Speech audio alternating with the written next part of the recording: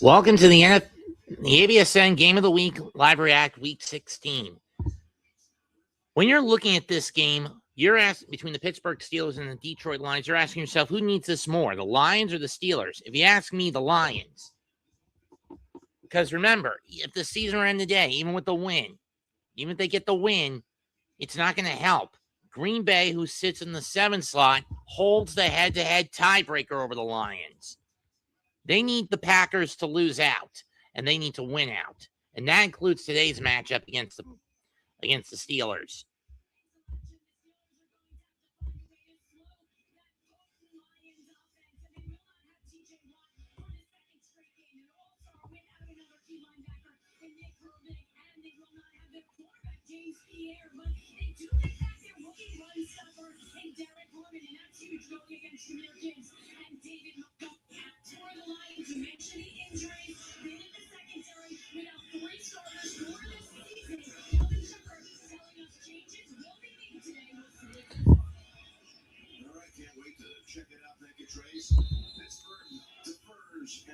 Pittsburgh wins the flip, they're going to defer it. He wins the toss, they're going to get rid of it. Hello, Grega. Kicks away.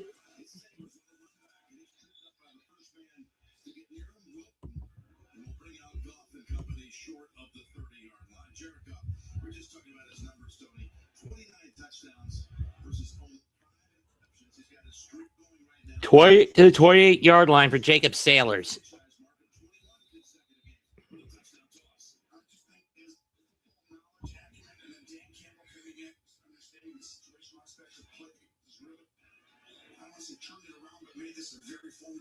Drop back. Got fires. Caught by St. Brown. Pick up of 8.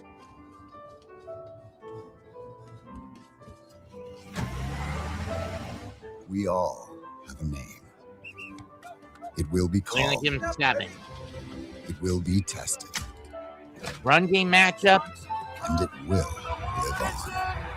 By the people it Favor the inspires. Lions. Kids in the backfield. The big The problem with Home the Lions Depot, run game is official FIFA World Cup 8% 2026 of the time the supporter. ball is going to Gibbs, and only 20 in Montgomery. And Goff goes down. Loss of 9 on that sack.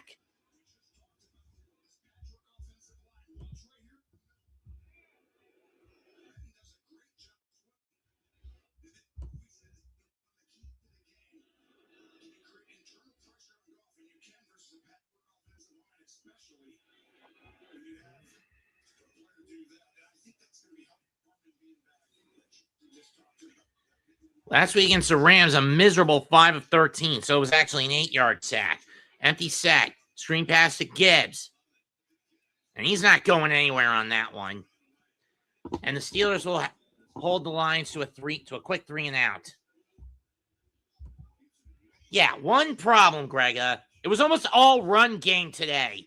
Dart couldn't do anything against one of the top passing defenses in the league in Minnesota. Why? Because the Vikings have a D coordinator who's competent in Brian Flores. Punt is away.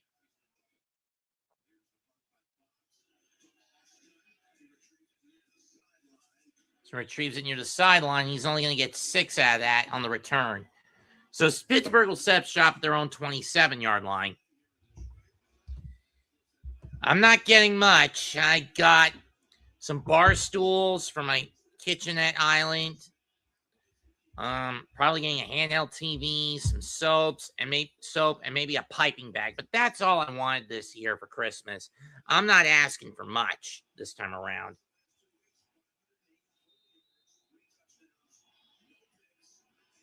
In career against Detroit, most of it with the Packers, Aaron Rodgers has 18 victories. From the 29, fakes the handoff. Off to Warren. Bootleg, incomplete. Was looking for Metcalf. Good coverage on the play by Rocky Yassin. Like I said, I'm not wanting much. I don't want much this season. I don't really want much this year for Christmas. I mean, with how bad this economy has been, even with Trump coming back, and tariffs going to put a massive hit, and no more taxes is on anything. Inflation starting to fall again. There isn't really much I could want for Christmas this season. Maybe next year I'll want more, but for now, I'm just keeping it minimalistic.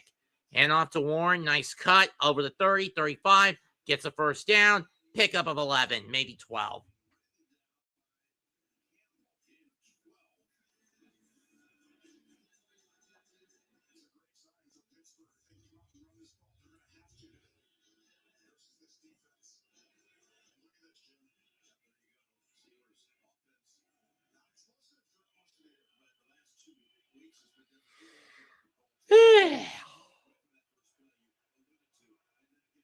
From the 40. They'll give him 11, not 12. Handoff to Warren is faked. Dump pass, tipped, nearly picked. It was off the hands of Washington. Second down for the Steelers. 2:24 into the game. And I got pizza to stick in the oven.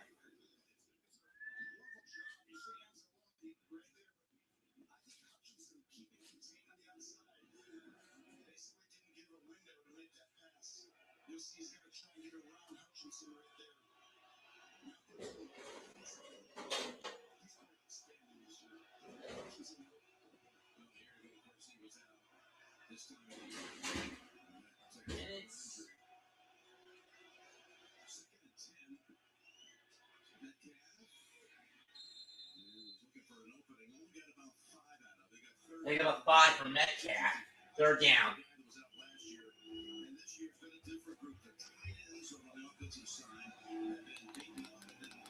A win for the Steelers would ensure the consistency goes on, and at minimum, Mike Tomlin stays for another year to prove how much of a leader of men he is. Especially when you consider that Pittsburgh is basically football's Pharisee when you think about it. Last week against Miami, 4 of 13 on third down for the Steel Curtain. 3rd and 5 from the 45. Out of the gun, empty set. Rodgers drops back, looks, caught by Washington, and he's got a first down at the 36 of Pittsburgh. You know, the Lions, pickup of 19. For a gain of 19. I count 19, Jimbo.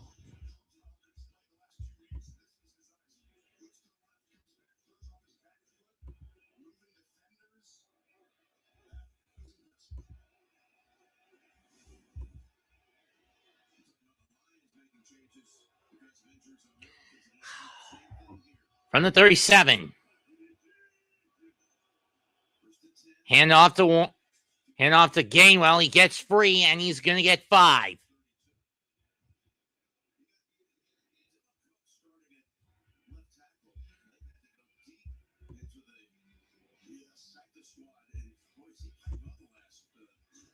So what games have I gotten wrong today?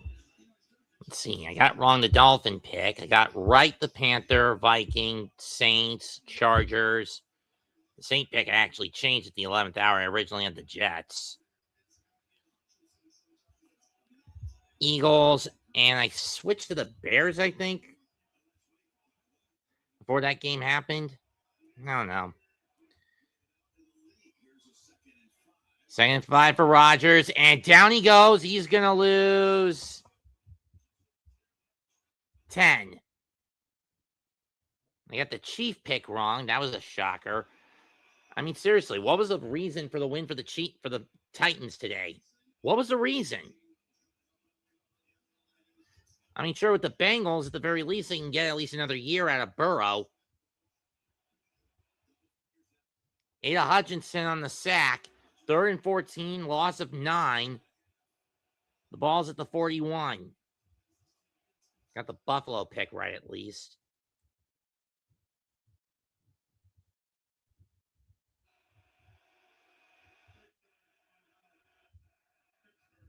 Pittsburgh didn't get set, so they're going to call timeout.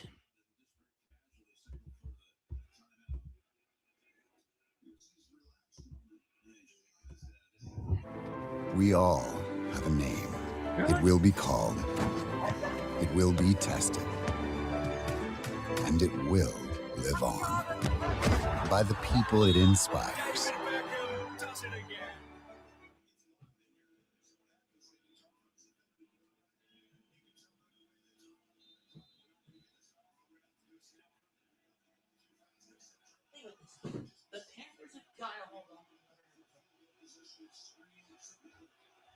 Third and 14. Ball on the Lion 41 for Pittsburgh.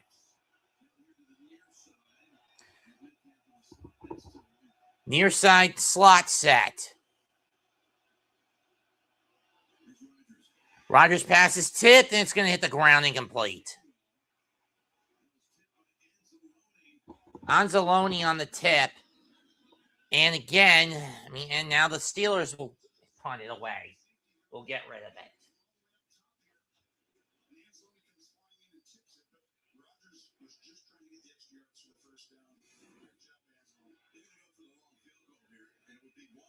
For Boswell, going to go for the kick. This one's going to be from about 59, maybe 6. This is going to be from 59. And in this kind of condition, it's easy to hit. Snap, going deep, and it is good.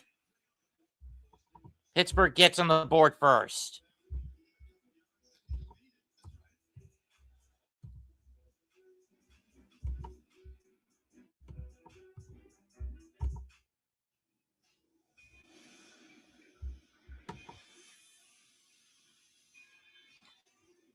So Pittsburgh doesn't get a lot of forward momentum, but they do get enough to where they get on the board first. 3-0 Steel Kurt. 3-0 in favor of the Steel City.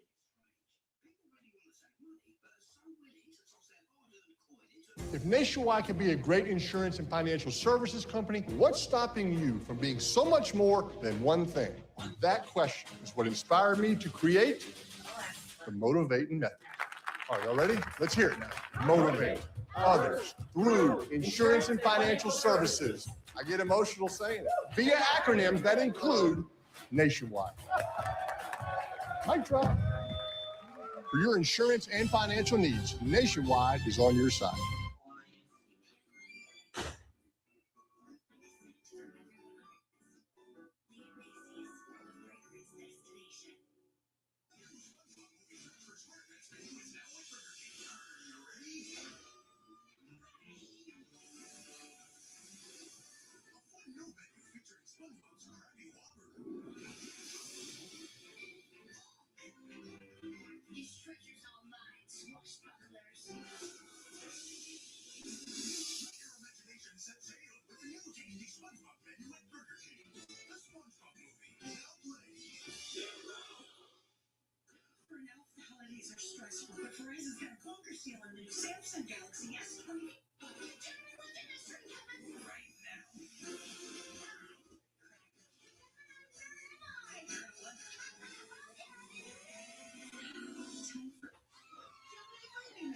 Buccaneers.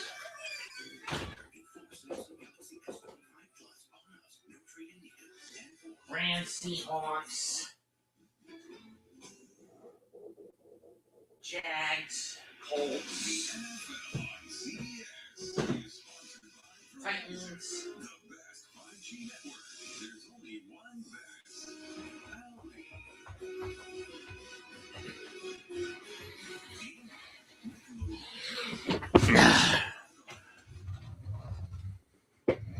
Done 2 for the Bills.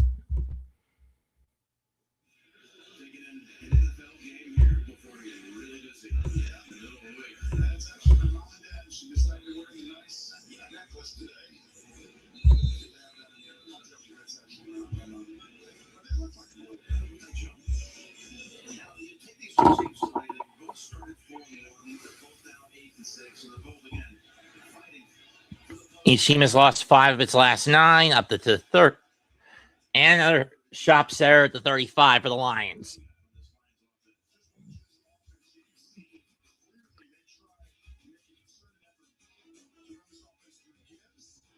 And that's become a bit of a problem for the Lions. When you look at the previous 2 years, they ran their game through both Jahmyr Gibbs, not just through Gibbs on the ground, but also David Montgomery. The problem is with Ben Johnson now in Chicago, and the problem has become that with Johnson gone to Chicago, the offense has become too one-dimensional, being too reliant on Jahmyr Gibbs. Hello, Jets, mess. Hand off to Gibbs, and he loses it, but he gets it back.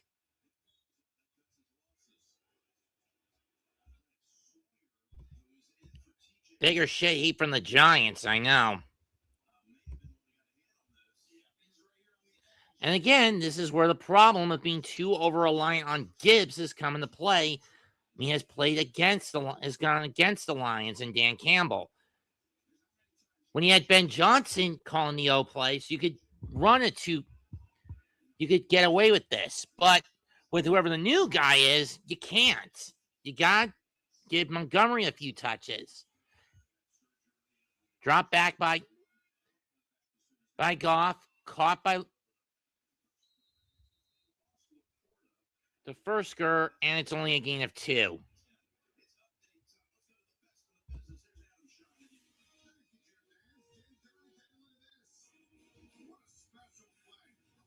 I didn't send Mitch a link.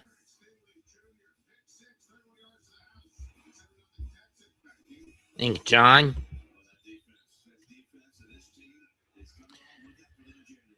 Third and 12.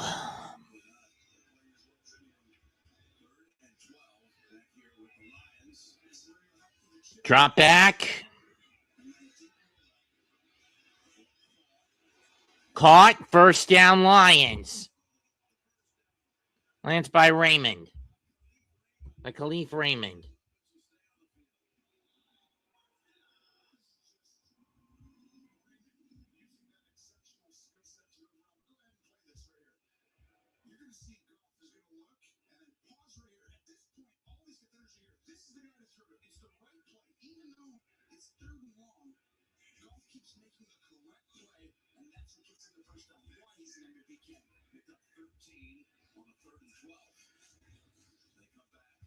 It's back to Gibbs, and again, this is the thing I've been hating about the Lions this year. It's their ground game has been completely tunnel visioned, committed to Gibbs, seldom going to Montgomery when they want him to play. And it's really starting to piss me the fuck off. Ball on the 48, 2nd and 7. Drop back. Goff gonna dump it. Caught by Krishner. Fursker, excuse me. 50, 45, 30, 40. Gain of 17.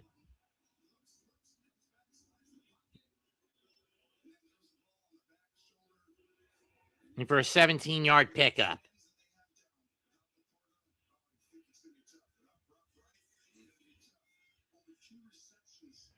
Is Montgomery finally in? It looks like it. He's in the backfield. They're going to give it to him, and he's not going anywhere on that run.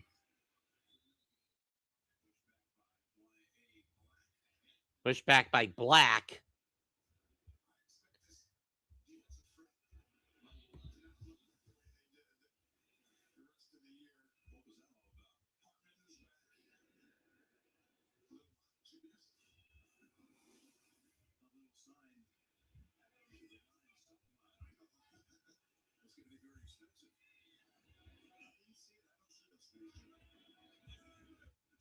They're going to try again with Montgomery. Up the middle again. He's going to find a hole. He's over the 20, 15, 25, 20. And brought down to 17 for a gain of 13. For a gain of 18. That's what I was looking for out of you, Monty. You little bastard.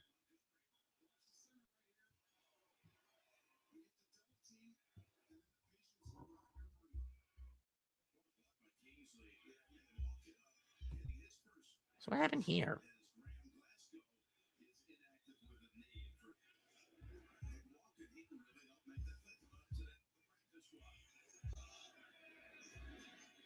Oh.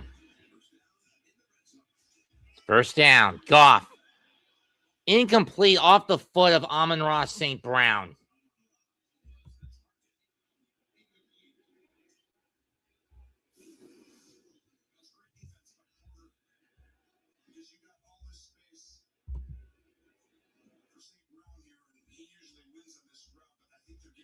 Greg, can you get him in here?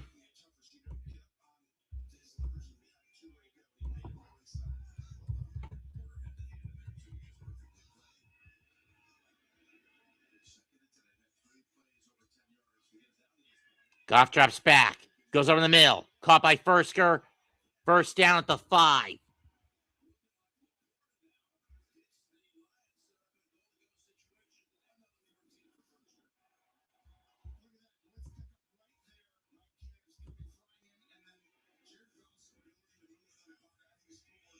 Four yards left. I think that's Gibbs in the backdrop. Yep. Up the gut. He's not going anywhere. He maybe gets one out of that.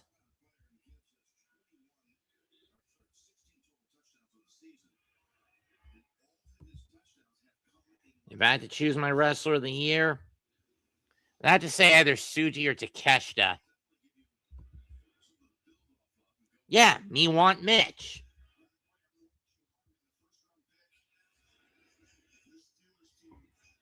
Second goal from the 2.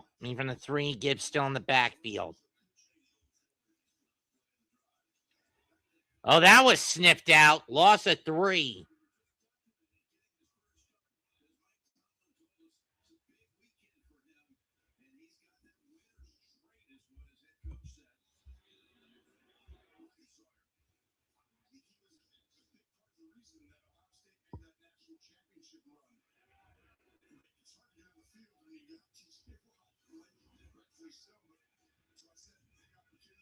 Plays for negative yards, 3-2, not in Detroit's favor.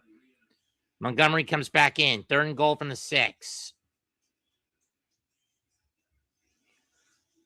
They fake the pitch. Hand off to St. Brown, but it doesn't work. Gain of 4 at most. Sawyer sniffing it out again. So what do you do here if you're Dan Campbell? Go for it or play it safe? I do like the trickery play here, but still, this was a stupid move.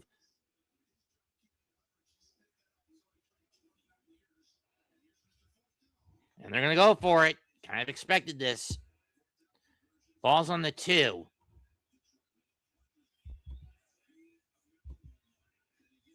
Can Montgomery get it? They're going to fake the handoff. Roll out. Goff looks, fires. No, it's dropped. And the Steelers will take over at their own 3 with 2:07 left in the first quarter. This is why there are some cases that's kind of gambling Dan can shoot himself in the foot.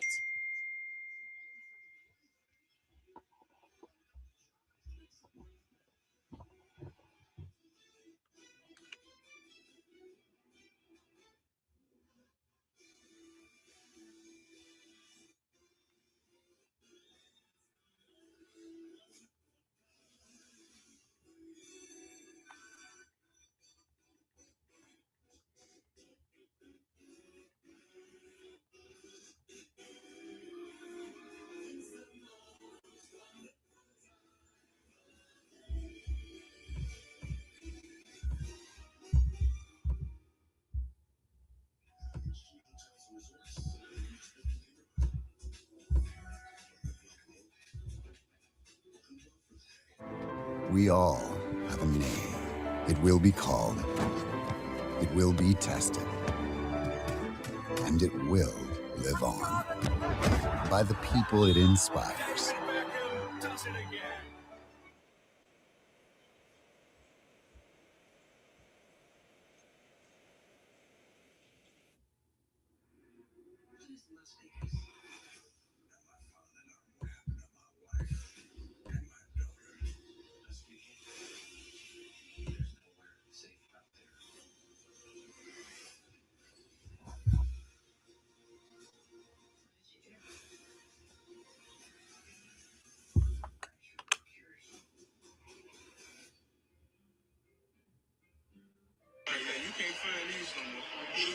I feel sports like taste.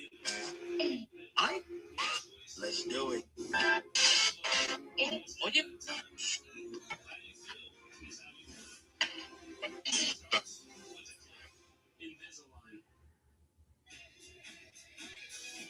As you can see.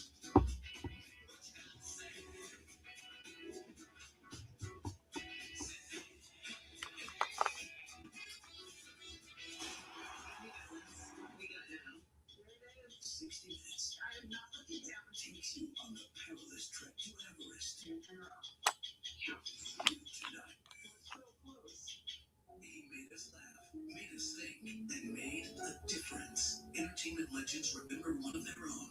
Rob Reiner, Scenes from the Life, CBS Tonight. Rodgers and company take over at the 3 after the Lions had first and goal at the 4 and couldn't get it home. But for the lasted half the quarter, almost 7 minutes and 14 seconds, and that's nothing. First and 10 from the 3. Rodgers is going to have his work cut out for him just to get out of his own end zone if it comes to a 3 and out.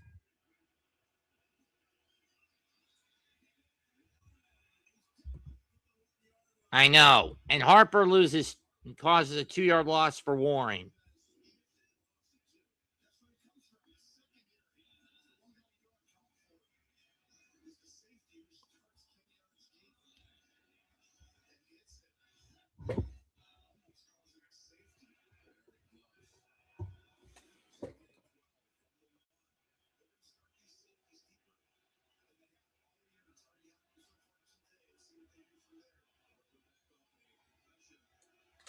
Second and 12. Not much room if you're the Steelers to maneuver on this. Rodgers throws a screen pass. Cup of Freiermuth. Oh, wait, that's not Freiermuth. That's... And Thielen. I heard he got let go by Carolina, but I wasn't expecting him to go to... I didn't expect him to go to Pittsburgh. Either way, gain of 7. And my pizza is done. Excuse me a minute, folks.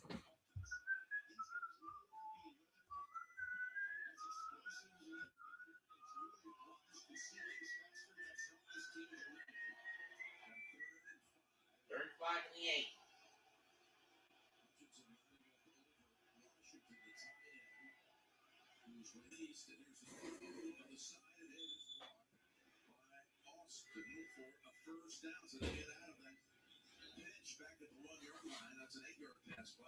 Eight-yard pass moves the ball to the 15, and at the very least, the Steelers now have a little bit of breathing room if it comes to a punt.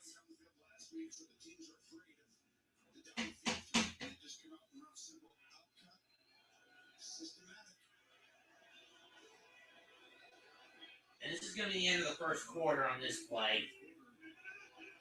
Or they're just going to let the clock run out.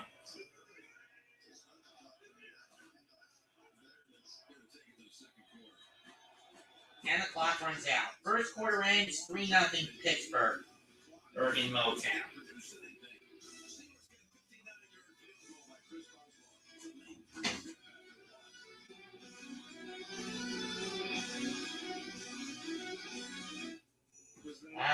Nationwide is so much more than a great insurance company. They're also one of America's largest financial services companies. Like he's so much more than Saquon Barkley. I'm also Staycom Barkley. Oh, man, he struck my uniform. Whoever did... Calm in. Stress out. I'll never remember all this. Relax, Rook. When things get intense, we get incense. What a nice cleansing surprise. For your insurance and financial needs, Nationwide is on your side.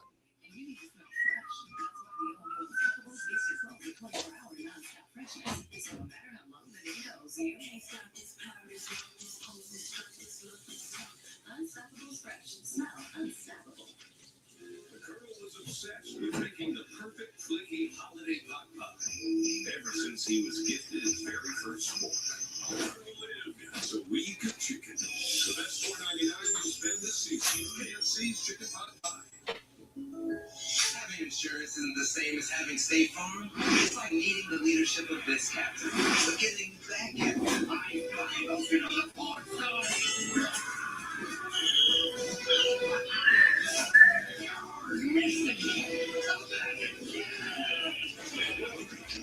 So don't settle for just any insurance. That's State Farm.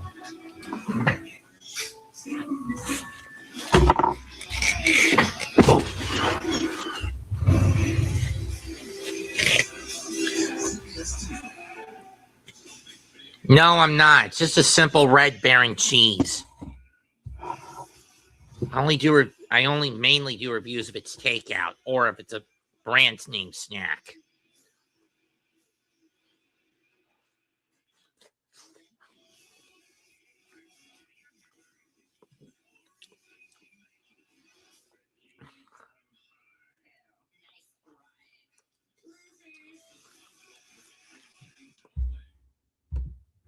Let me see what the search for SquarePants plot synopsis is.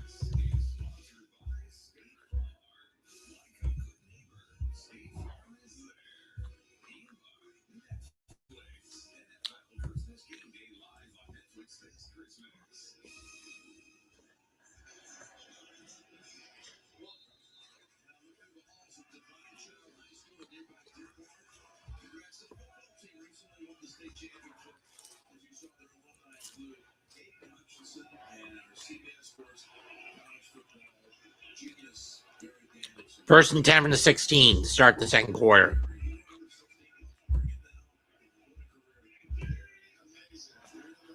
Rodgers hands off to Gainwell. He's up the middle. He's got some room, and he's going to be brought down to 34 for a gain of 18.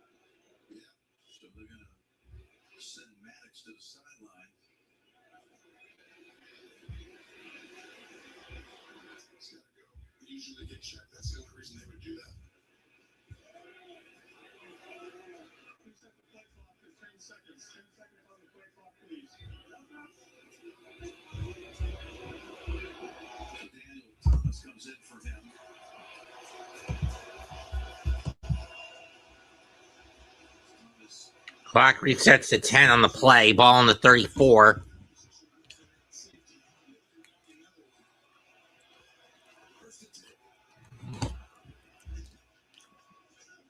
And out to Gainwell. He tries to push through. Not going to get this time. Loss of 1.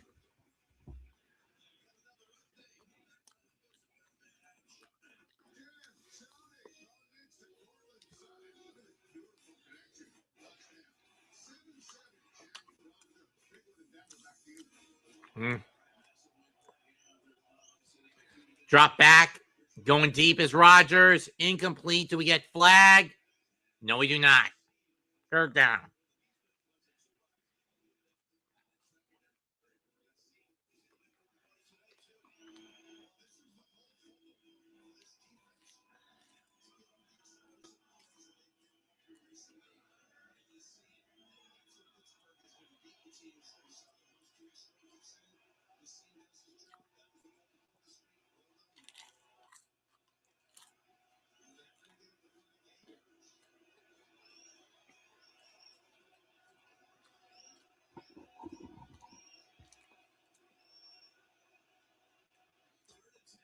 Third and 10. Rodgers drops back. Incomplete.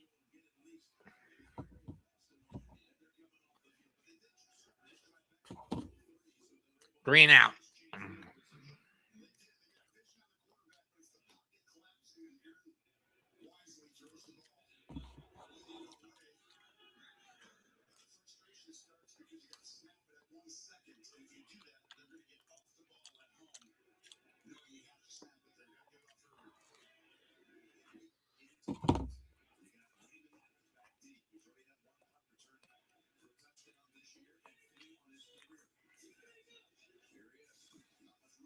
Not much room. Flags down. This is probably going to cut the positioning for the Lions in half.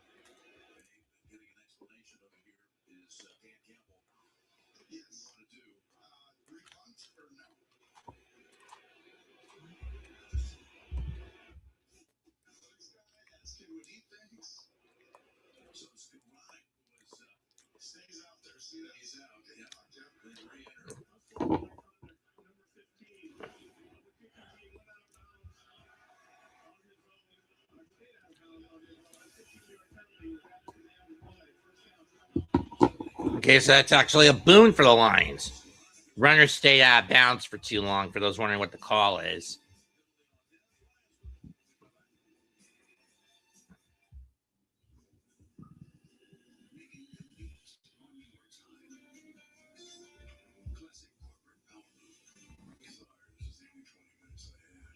So this will put the ball on the Lion 33 instead of them setting up shop at the 23.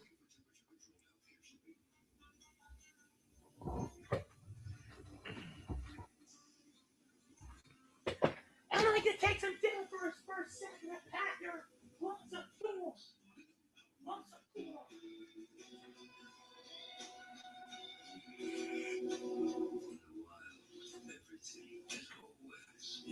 Well, number one draft pick's going to boil down next week between the Giants and the Raiders. The Super Tank Bowl, as some will call it.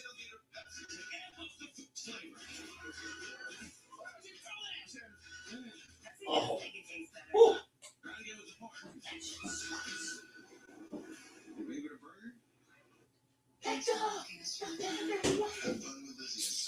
Doors connect us to what's important. A dedicated Fidelity advisor can help you open those doors. Backed by a team of specialists, they'll help you build a personalized experience.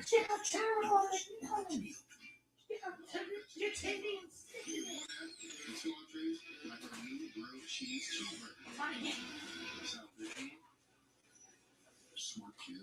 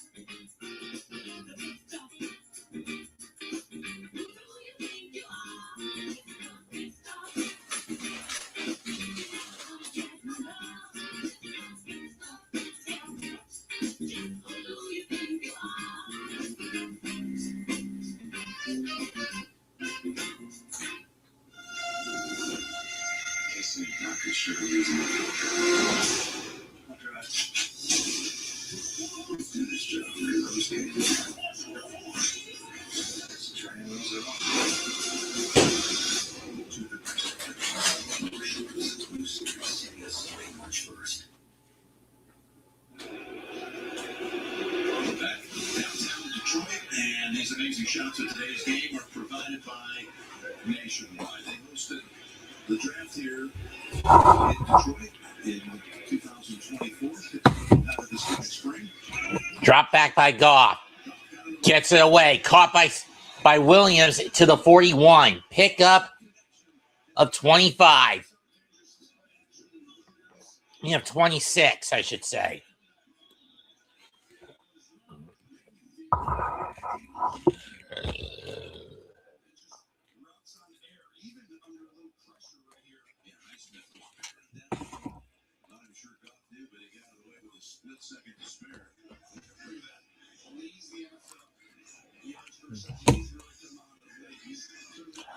Towards the short cap.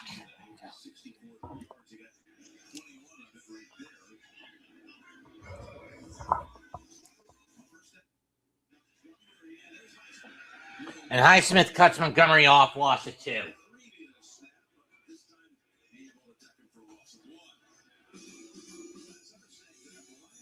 The The Lions, the last 22 seasons have been postseason misery. First year they got 2023, they got to the conference championship but can't win away. Best start in last year in best record in franchise history last year, but got knocked down in the divisional. This year, 4-1 to start winning 4 of their first 5, but have been flip-flopping since.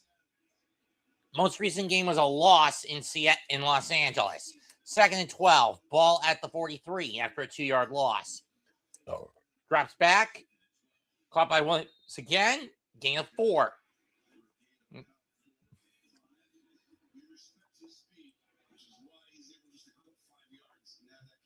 Oh, they're going to give him 7. 6.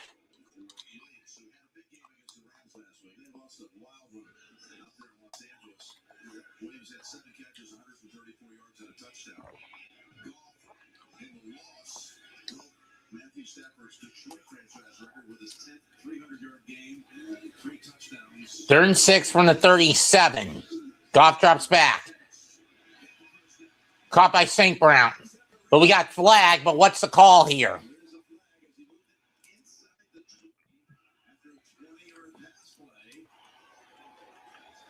Will this be coming back? Nope, hold on the D. Penalty waved off. First down, Lions.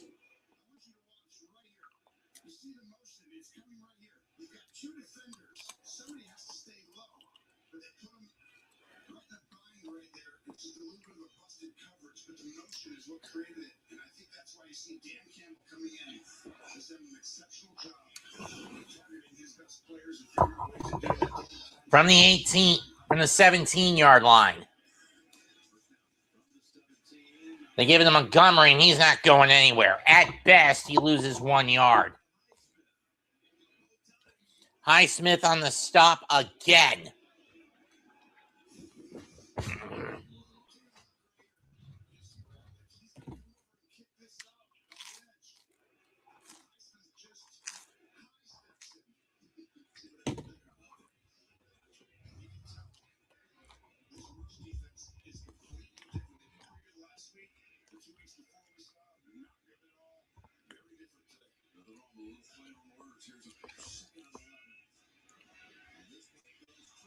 Went to Gibbs, but it tipped off his hand. Incomplete.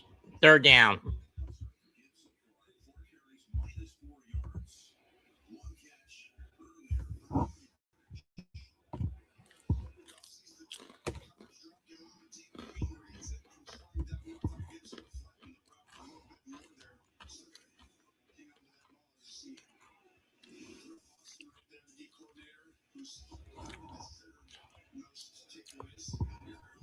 There's Terrell Austin.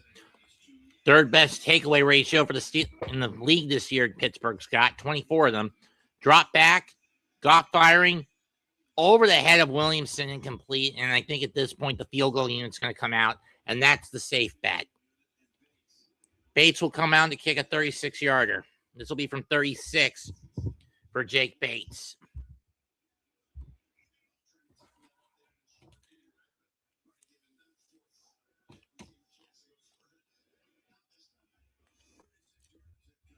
Yeah, not in this case.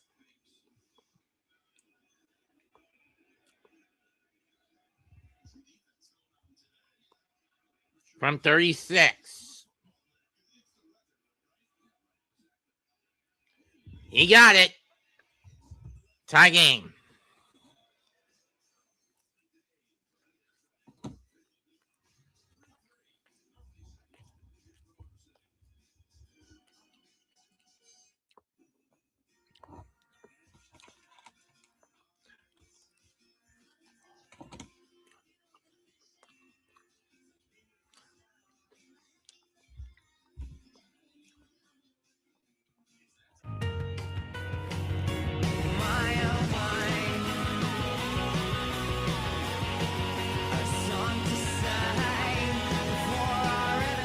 Versace Eros for men.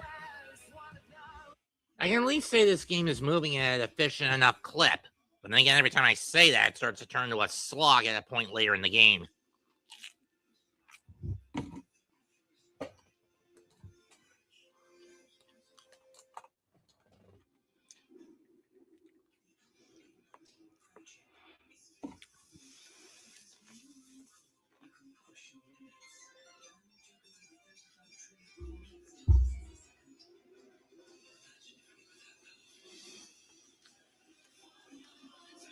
Esteemed Casper High faculty, I present your all-day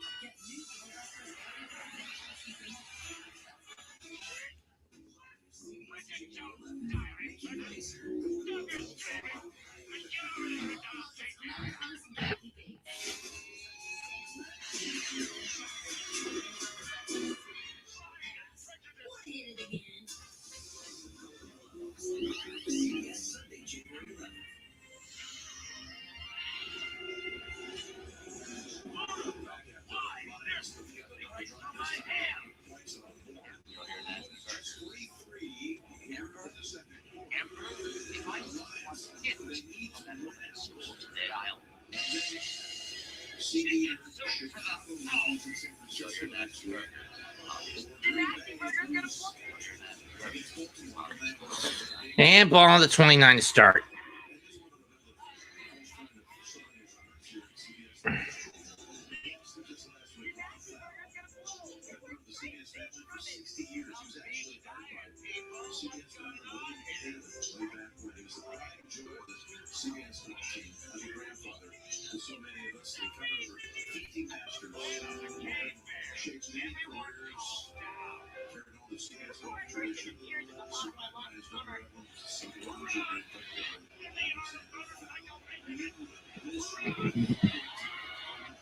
What does that have to do with anything?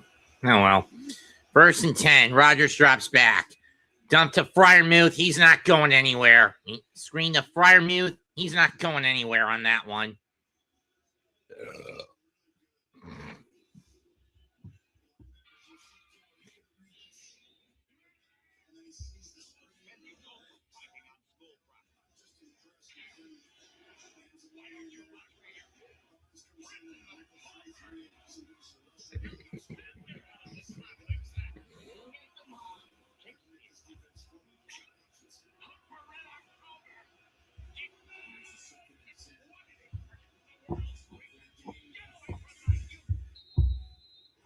Gainwell gets 7.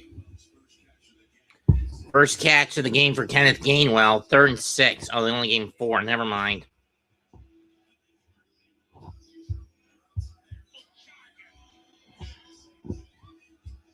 Well, worth a shot.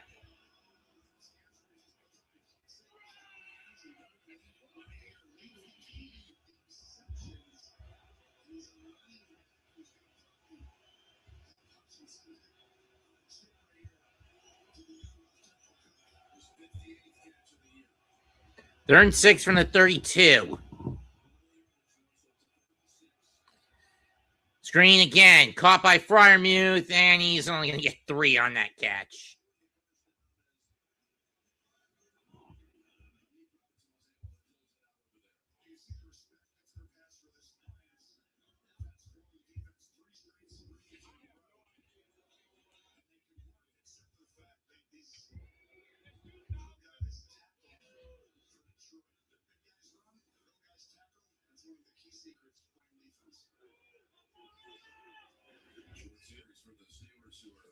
Fourth and 3. Kick away. There it goes.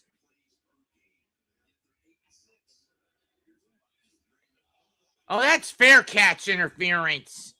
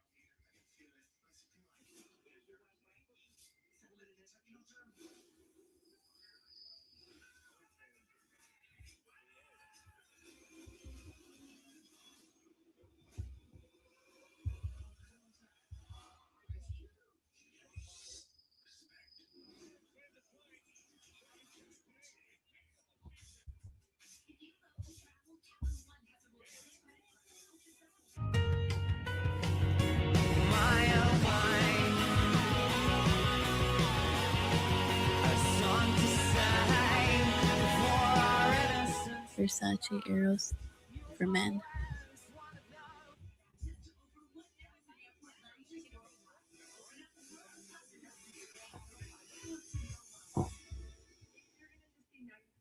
Introducing Subway's new Sub Club. Now members get every fourth foot long free. Foot long free. Expect it a little later.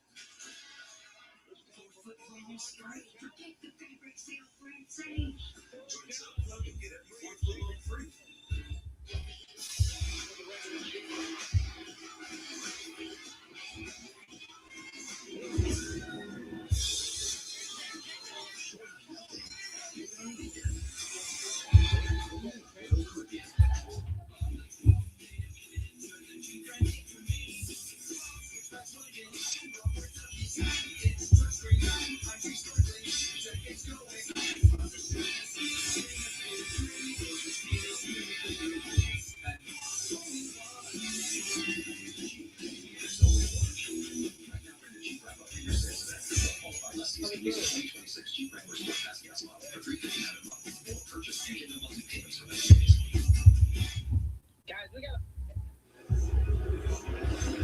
Let's go down to Tracy for the Verizon sideline report. Well, thanks a lot, Jim. Christmas came early for this Detroit offensive line. Jared Goff gifting his guys customized ball courts, and you can see the way they're driving around the practice facility with smiles on their faces. Goff taking care of his guys up front. Aaron Rodgers telling us he has something planned, but he's playing the role of Secret Santa right now. Yeah, he hasn't given out his gifts yet, but that's a nice move right there by Jared Goff. Let's see if now we get left behind that offensive line. Hayward goes down.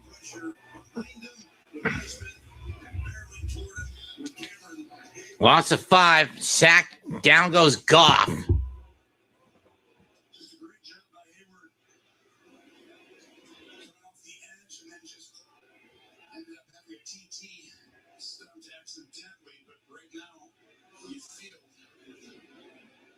Defenses are kind of imposing their will on the other offenses on the other side. And how about this? How good is he playing? Not only his 15th year, and he hasn't lost anything, has he? He's almost a reviews awesome last week. Second 15 from the 9. Screen pass.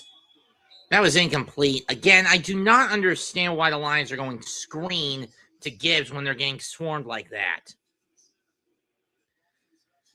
That ball was horribly thrown, and even if it didn't mean, and that ball hit the ground anyway.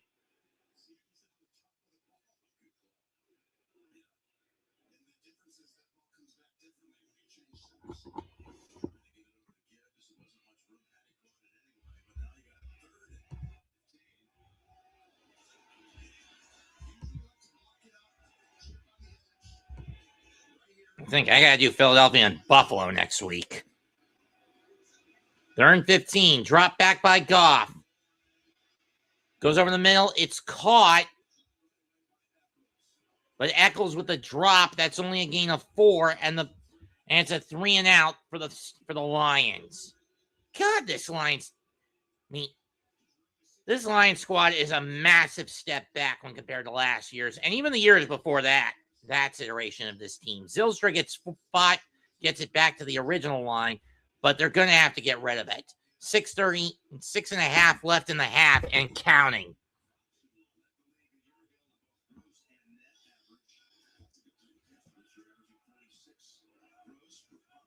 It's a decent kick. Fair catch at the 30. We got flag for illegal block to the back on Pittsburgh, and that's going to force them back about anywhere from 10 to 15 yards.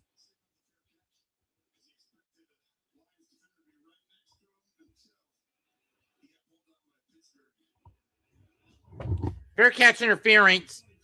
22 of the return team. 10-yard penalty from the end of the play. First down, Pittsburgh. So we'll go to a break with 6:18 left in the half. Tied at 3 in Motown. Merry Christmas, Miss NFL fans. Thank God when the postseason goes, I don't have to wear this piece of shit jersey. For a month. For at least a month. and comes around, I don't have to wear this shit heap of a jersey for a month.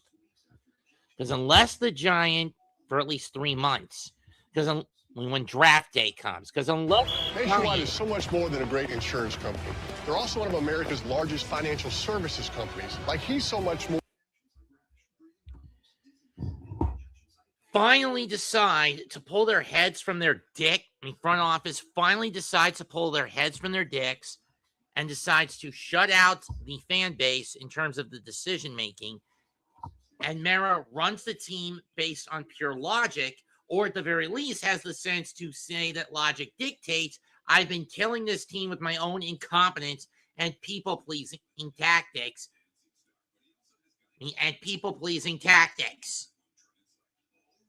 Too much of the biggest people pleaser in the NFL, choosing to stick my nose where it doesn't need to be time and time again and bow out. Hell, I'll even clean my kids out of the front office and leave the hiring to whoever I sell the fucking team to. And at this point, you should sell the team. Because unless the whole Mara clan kicks the bucket, this team is going to keep spinning their wheels, stuck in a fucking time loop from a pussy owner who's so stuck in a 20-year gap wanting a pocket passer instead of a running gunner.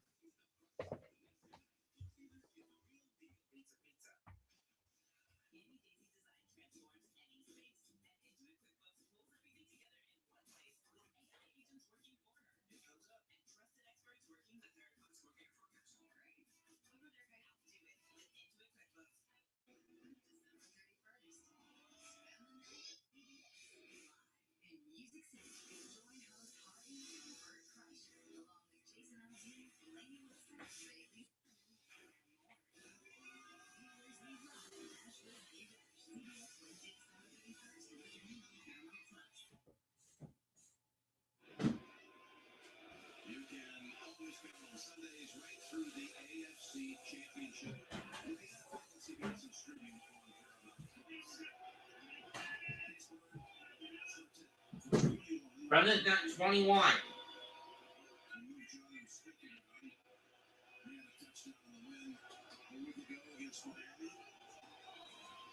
Bishop Warren. Loss of 1.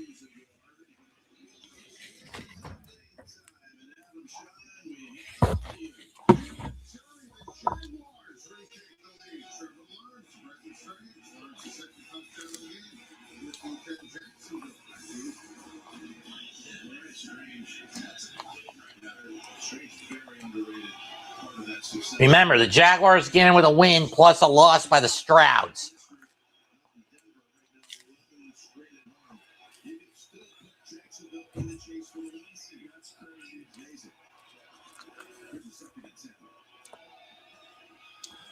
Rodgers drops back, gonna throw a screen to Warren. He catches it, gets some breathing room, and he's gonna get 6 on that. And he's gonna get 7 on that catch. 3rd down.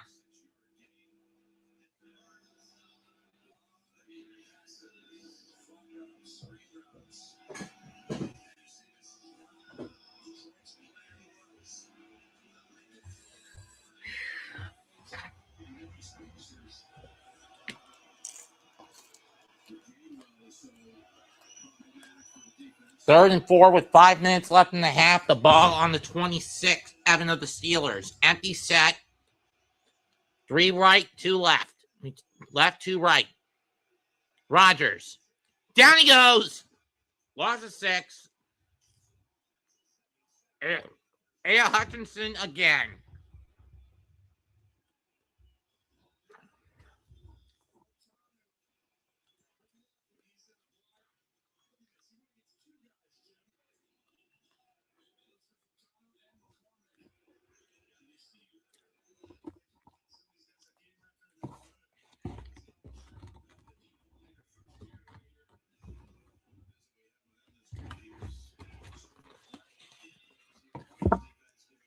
Punt is away by Waitman.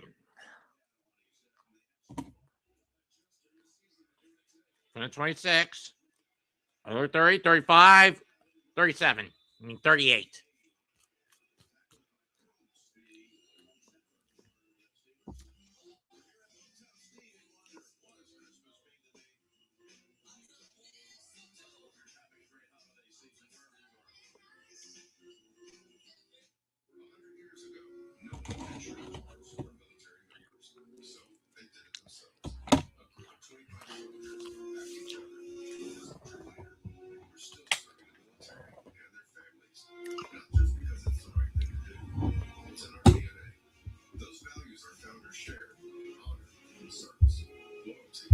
integrity. Those are the things we live by. Why our members know we'll be there. Because at USAN, we take care of our own.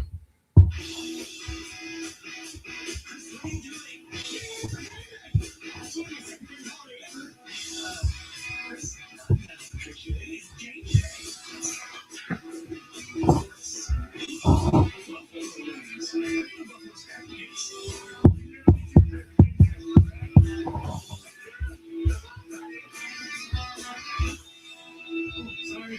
Nate Daisy at holidays? Took it. You're so strong. One day, a tiny little hand reached out and wrapped around your finger. Now, they have you wrapped around theirs. Pulled towards a new adventure. Reassured with a squeeze. Soon, those little hands won't be so little anymore. Until then, let's say it together.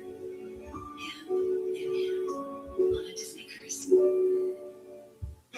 December 31st. Spend the night with CBS. In Music City, join host Hardy and Bert Kreischer.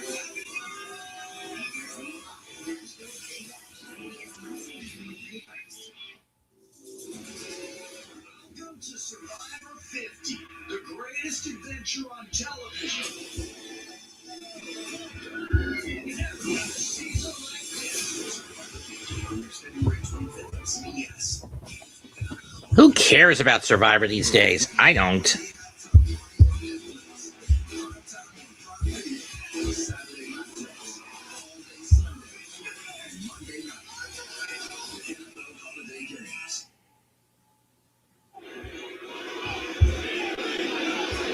Back with the Lions' possession of not have first down put up by either side in the last 7.5 minutes.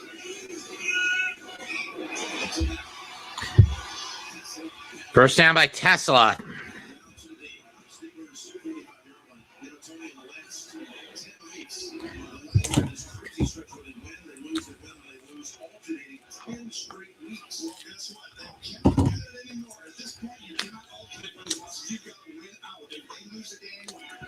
First and 10 from the 48. Remember, if the Lions lose a game, they're out of the hunt.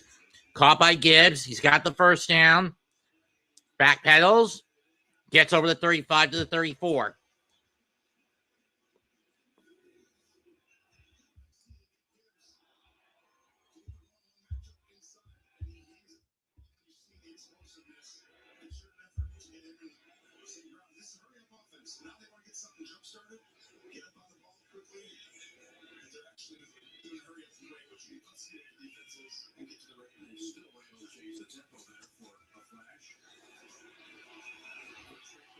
Caught by Williamson to the 28.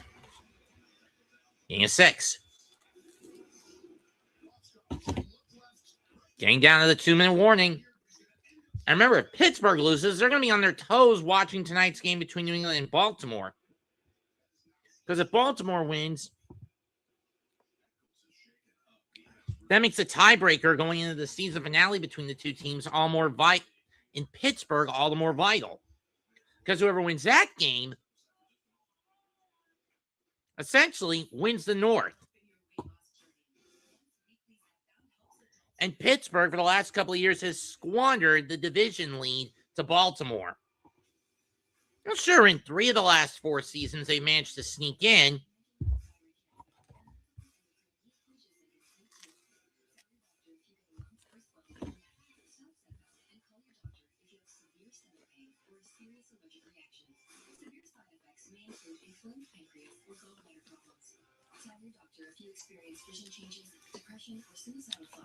But Mike Tomlin knows he's under the gun.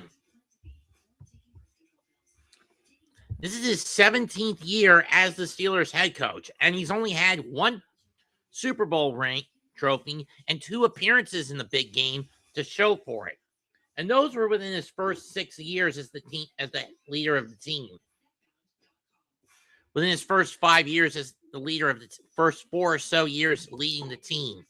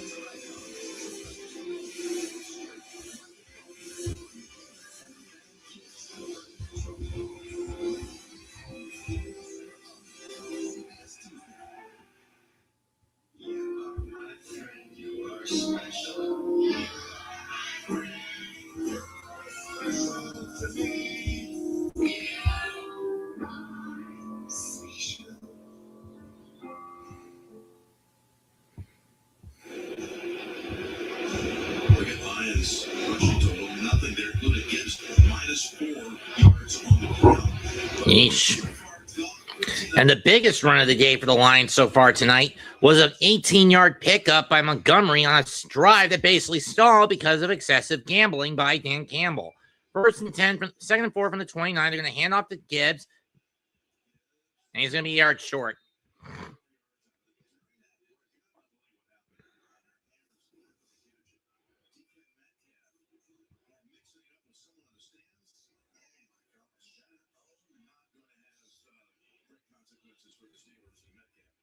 Metcalf going to be in trouble. That's going to be at least a $5,000 fine. And off to Gibbs, he finds the hole, and he's going to get a first down to the 20. 2-minute warning.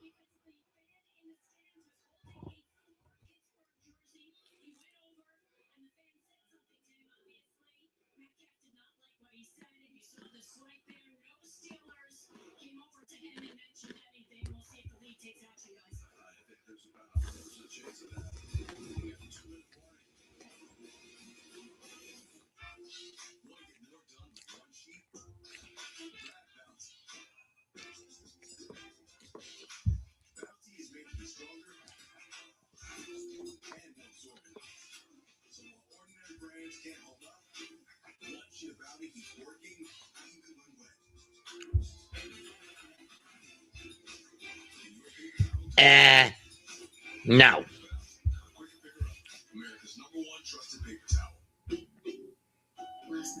What's a boudoir anyway?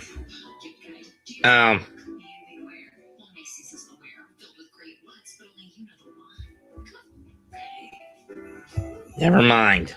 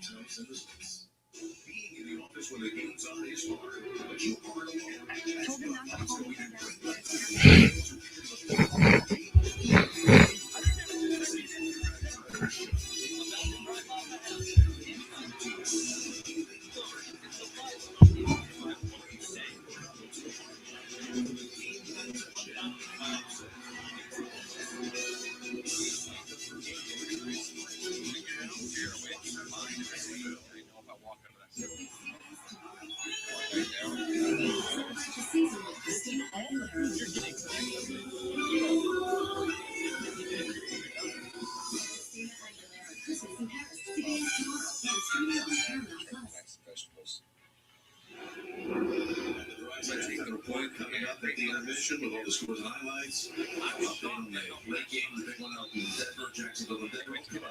Rising halftime report. Coming out of the 2-minute warning. 1st and 10, near the 20. Lions. Touchdown, Lions! Tesla with the catch. I wasn't paying attention.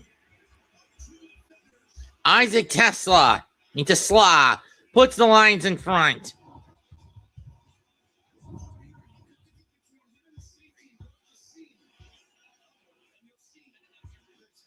What a catch.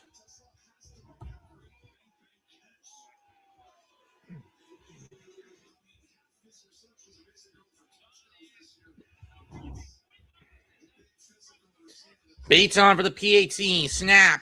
Hold. Kick.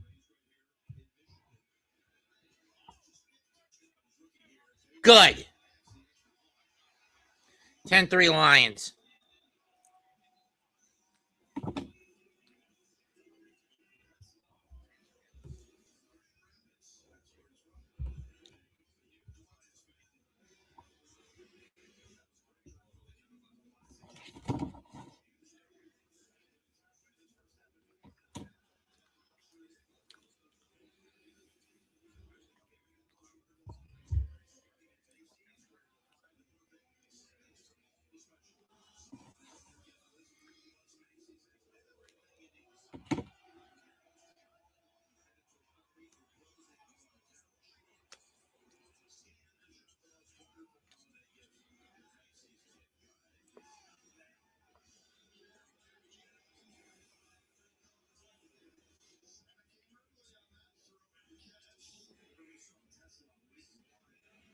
Oh.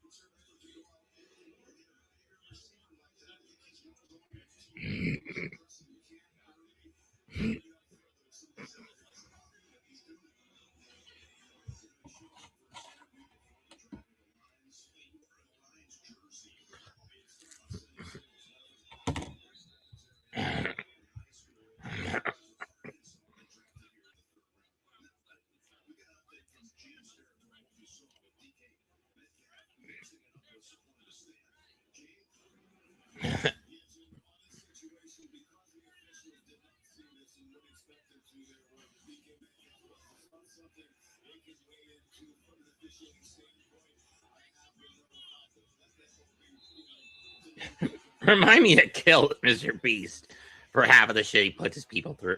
These people, he guinea pigs and this shit through. 1st and 10, Pittsburgh. Balls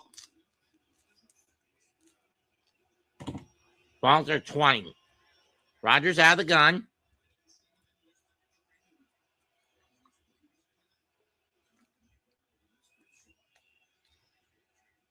Look for Metcalf, incomplete.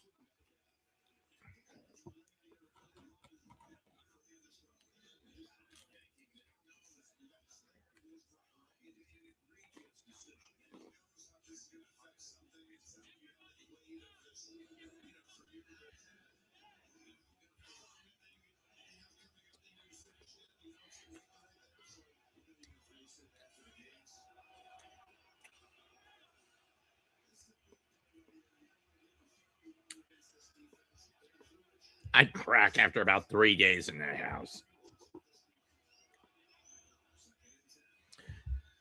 Caught by Nope. Incomplete. He didn't have control of the ball. And Metcalf is down for a bit. 3rd down.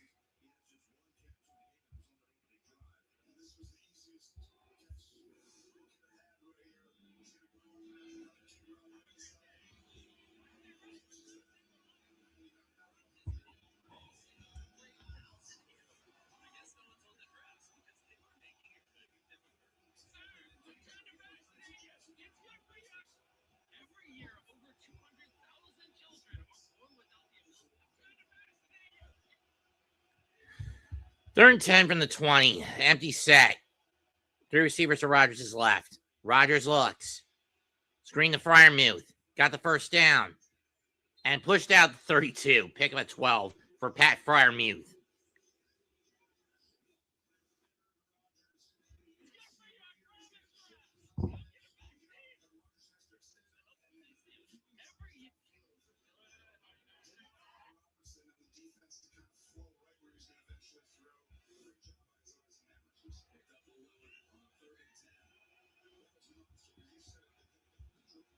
Oh, they gave him 11. I thought it was 12. Anyway, Rodgers drops back again. Caught by Freiermuth. Gain of 6. Gain of 5.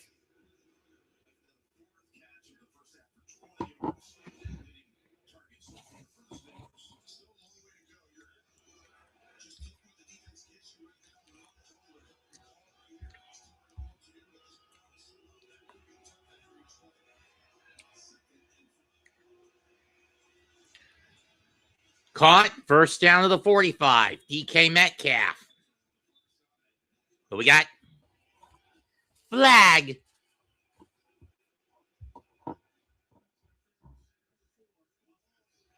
OPI, that doesn't help. 2nd down and 10 yards costly.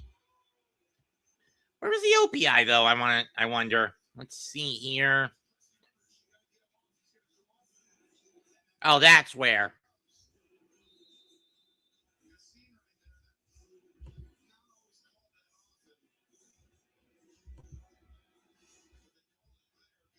Second 14 from the 27. Ow. My neck just popped again.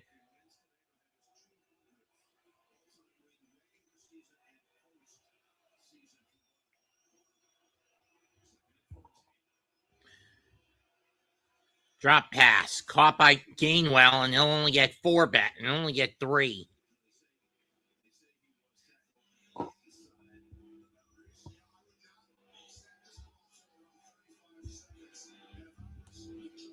Next week, you guys face the Raiders. The Super Tank Ball is upon you. But the question is, will you guys get the first overall pick? Well, when we find out, shall we?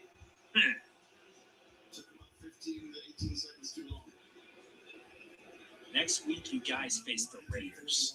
The Super Tank Ball is upon you. But the question is,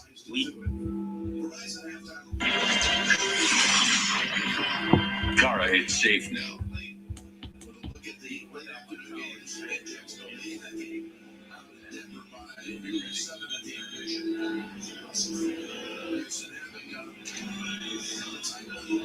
They're in 11.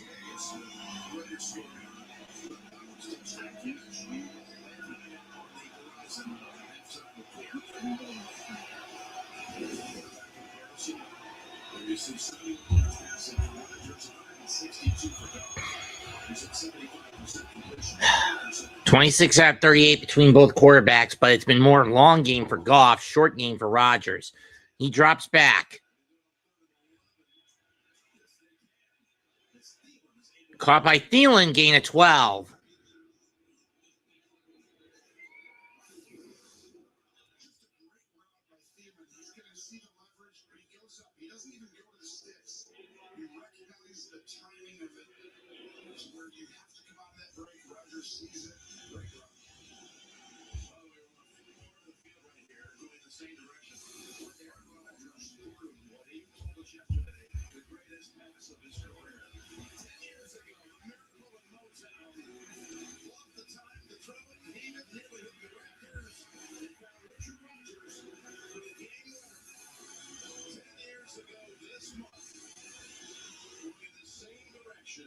A vintage throw for the then 32-year-old who's now 42 and still doing amazing things.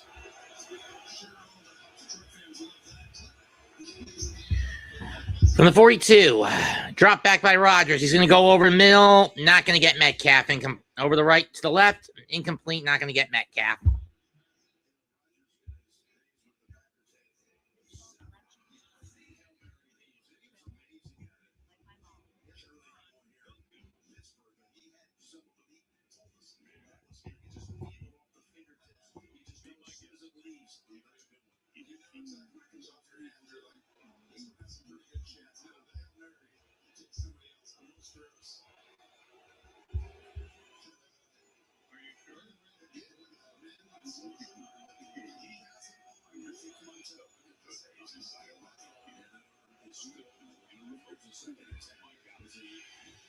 Swat it away, third down.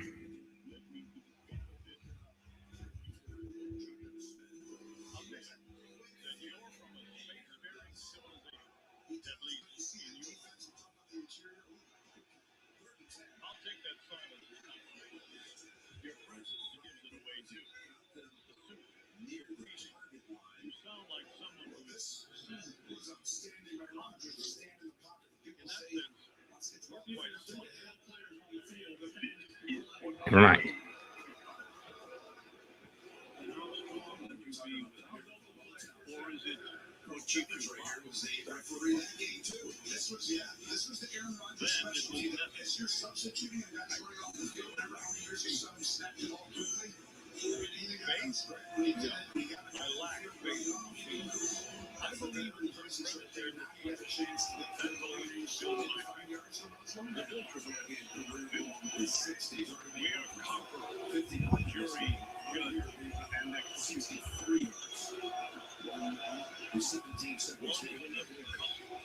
Going deep, incomplete. Second down. Even if Scanley had caught it, it would have been out of bounds anyway. Yep, he would have been out. Smart coverage by DJ Reed.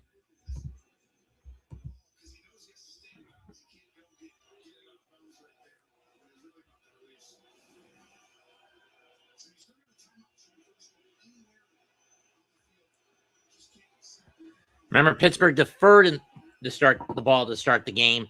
They'll get the ball in the second half. Drop back by Rodgers. Pocket collapsing behind caught by Gainwell. He was down by contact.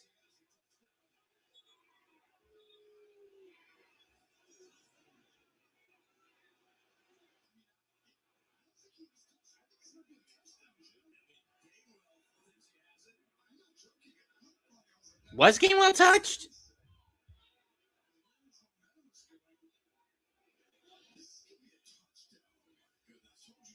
Did he get touched by Aldunze?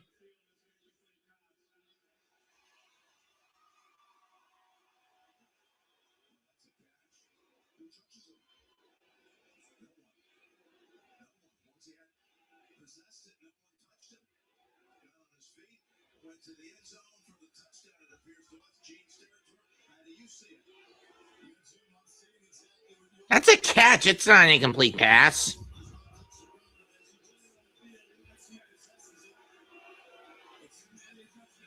And they are going to give him the Kenneth Gainwell the touchdown. Interesting.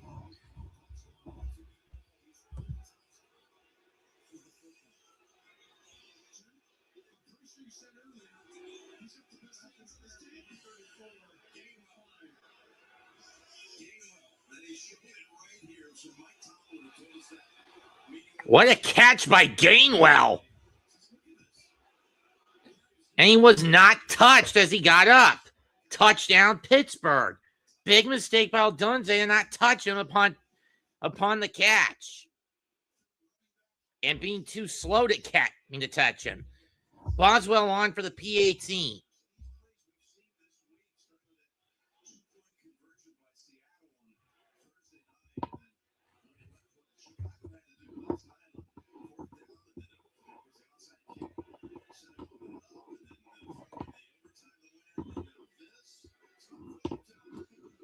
This week has been fucking insane. I'll give it that much. Snap, hold, kick, good.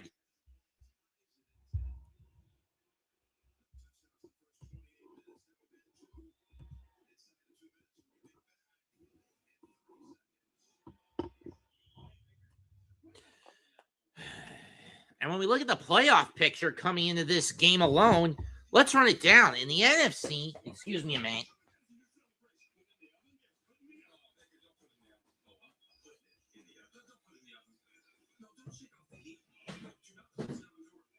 At this point, the Seahawks, Rams, Eagles, and Bears have all essentially, in my view, clinched playoff berths, with Philadelphia clinching the division, the East division. The West and the North still up in the air. Are still up in the air. The Panthers have now moved ahead in the South with a good grip on things, but they get the Seahawks next week, so that might be tough, especially with how wishy-washy they've been the last for the better part of 2 months, alternating between wins and losses since week 7 when they edged out a win over the Jets.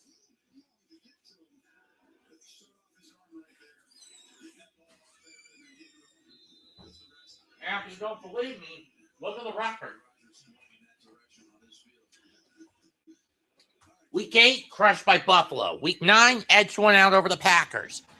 Week 10, lost to the Saints. Week 11, got an overtime win over Atlanta. Week 12, lost to San Francisco. Week 13, edged one out over the Rams. Week 14, got edged out by New Orleans again.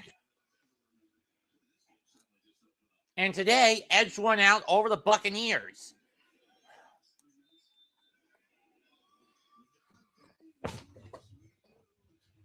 Goff will take the knee. We go to the half, tied at 10. Pittsburgh will get the ball to start the second half. Playoff lives is very much at stake for both teams, but more so for the Lions than for the Steelers. But more so for the Lions than for the Steelers.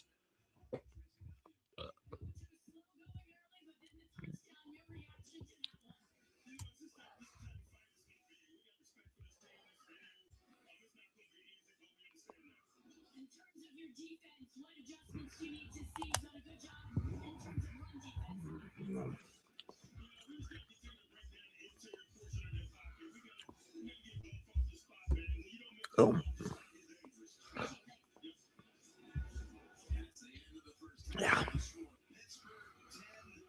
Now we run down the stats. Aaron Rodgers, 14 of 24 for 141 yards and a touchdown. Jared Goff, 15 of 20 for 162 yards and a touchdown. David Montgomery leads the Lions on the ground, 4 carries for 14 yards. Kenneth Gainwell, 3 for 23 and 3 for Pittsburgh on the ground. He also leads the Steelers in the air with 3 catches for 52 yards and a wacky touchdown. Isaac Tesla leads 2 for 34 and a touchdown for the Lions. Hayward with a sack for Pittsburgh, 2 for Hutchinson.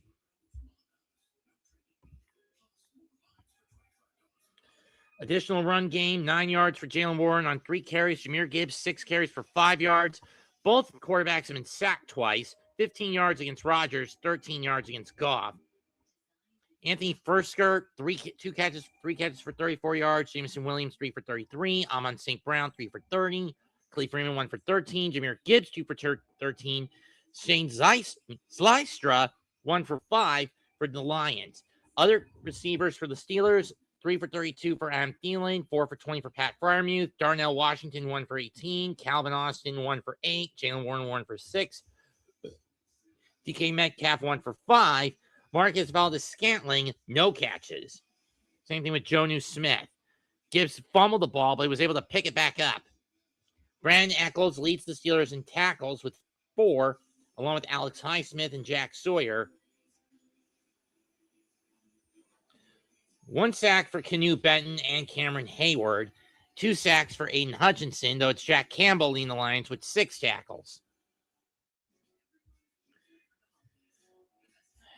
Gainwell, 1 return for 29 yards. Jacob Sailors, 2 for 57. Jake Bates, a 36-yard field goal. Chris Boswell, a 59er. Of course, Walt Waitman, 3 punts for 150 yards. Jack Fox, 2 for 107.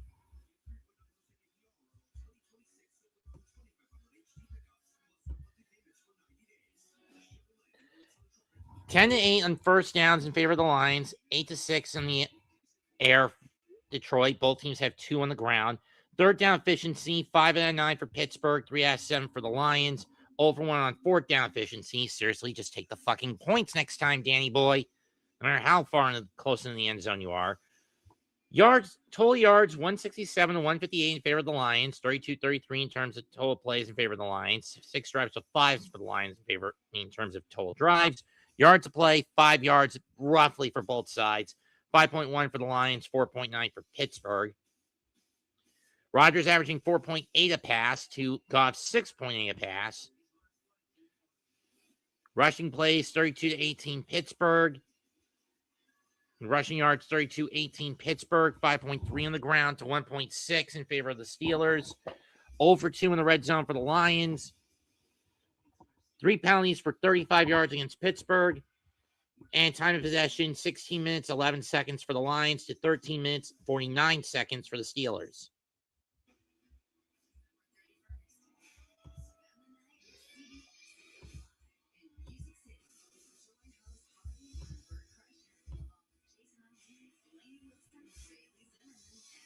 And the other games that have gone on this weekend. On Thursday, in a thriller between the Seahawks and the Rams, the Seahawks edged out a 37-38 win in overtime to take over the top spot in the NFC as well in the West. On Saturday night, the Eagles dominated the Commanders 29-18 to become the first team in 21 years in the NFC East to go back-to-back.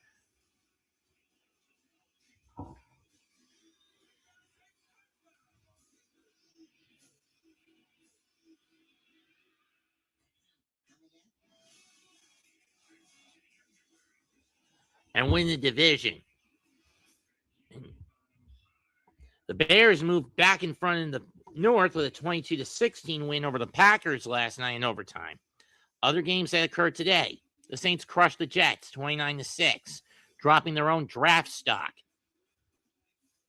The Bills clobbered edge out a win over the Browns 23-20. What was the reason for the Titans coming out on top over the Chiefs 26-9? I mean, I know it's CJ Gardner-Minshew, but I thought he'd do better than this shit.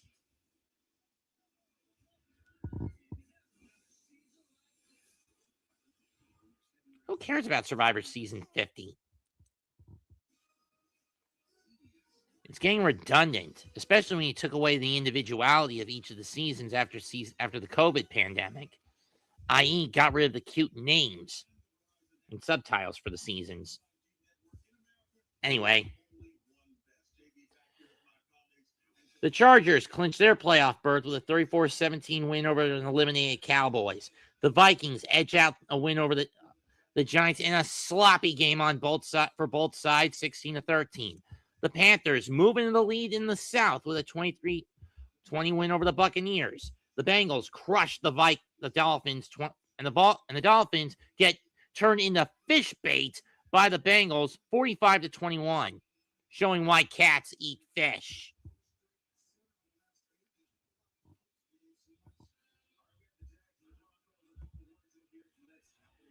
While the game's going on, the Jaguars and Broncos are tied, 11 minutes and 35 seconds left in the third quarter at 17.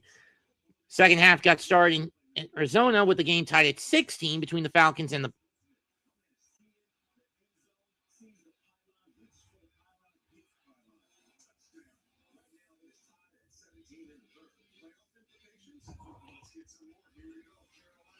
right here. Bryce Young chased out of the pocket.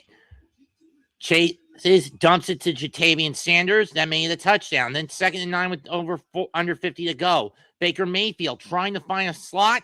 He gets picked off. He was looking for Evans, who wasn't running in the right spot. And with that win, this knocks the Panthers into the division hunt leaders and puts the Bucs outside looking in. The last 3 years for any team to get into the South, they had to win the division. In the NFC South, they had to win the division. In the AFC, right now, the Broncos have already clinched their spot. They're looking to become the number 1 seed.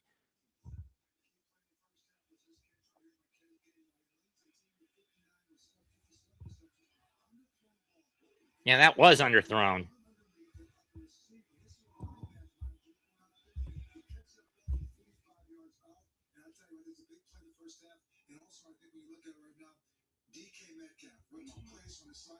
He's been targeted 6 times.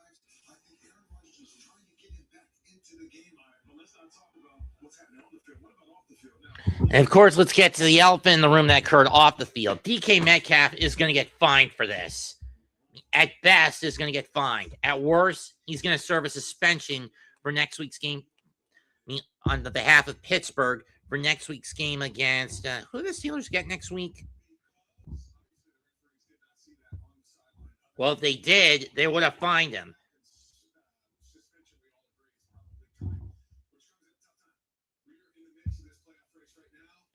Who does Pittsburgh get next week?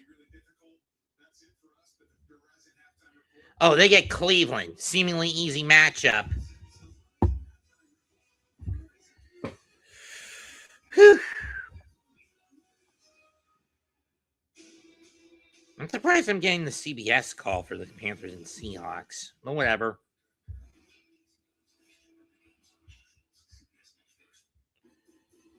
And how are they going to flex the finale? Let's see. That's not important. That's not important. Kind of important. Not important. Kind of important. Kind of important. Not important. Not important. Not important. Definitely not important.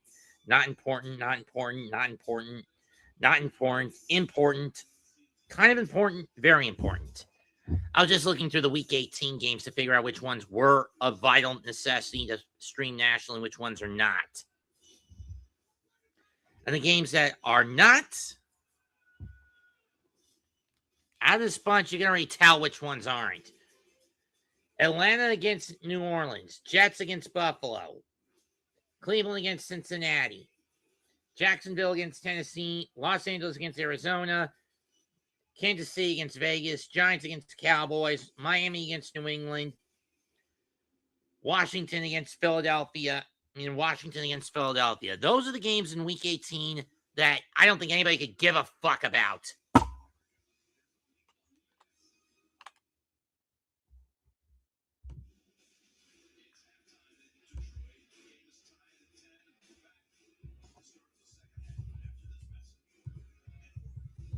From your local CBS stations.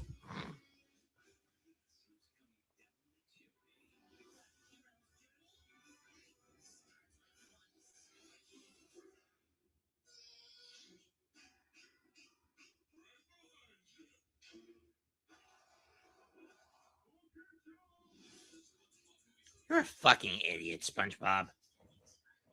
And people wonder why I hate what SpongeBob's become. The first 3 seasons were gold, but everything else has been varied, but predominantly doomed due to seasonal rot. I mean, at this point, I'm willing to hold the creators of SpongeBob, the writers of SpongeBob at gunpoint to just fix some certain tropes, but specifically one running gag. That is, give SpongeBob his fucking boating license. Have him get over his PTSD, or at the very least, have Mrs. Puff teach him the practical skills before putting him into the driver's seat for the exam, instead of putting him in the exam after the oral test. That's immediately.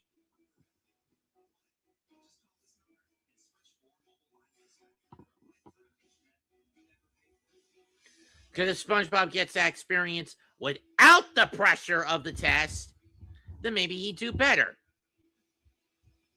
Because what good is having him taking the test when the little porous bastard has no practical skills behind the wheel? He was never given practical lessons behind the wheel. I mean, I don't drive, but at least I was given some levels of practical skills behind the wheel. I mean, honestly. It's a simple fucking concept, Mrs. Puff.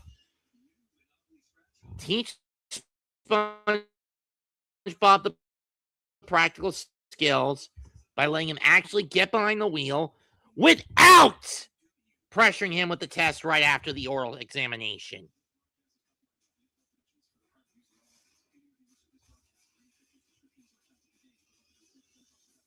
You call yourself a fucking driver's ed teacher, Mrs. P?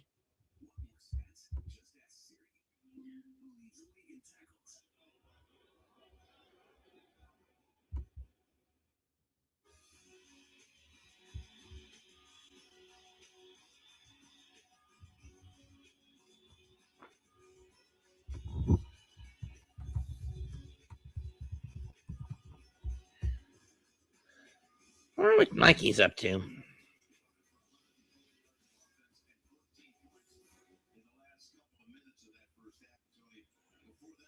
Oh.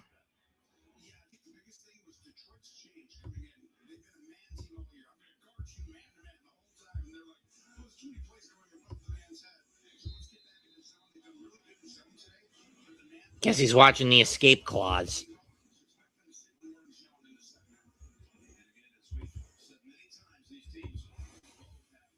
For those wondering, that was the movie where Tim Allen's version of Santa Claus, Scott Calvin, was so hell-bent on wanting out after he disappointed his in-laws. So Jack Frost, who's an opportunist in the film, decides to show him one more clause in his contract, the escape clause, where he can go back in time and prevent himself from ever becoming Santa. It works, but it backfires horribly. Lee and Frost turn. Salute, Iman. I was doing a SpongeBob tirade on how I just wish that for once in her damn life, Mrs. Puff would give SpongeBob's. I mean, they'd write an episode where Mrs. Puff gives SpongeBob practical skills before putting him behind the wheel for his boating exam, instead of after the oral test, putting him behind the wheel of his boating exam right off the bat, which causes untold levels of collateral damage and adds to essentially a self-imposed prison sentence for Mrs. Puff. 2nd and 5 from the 36-yard line.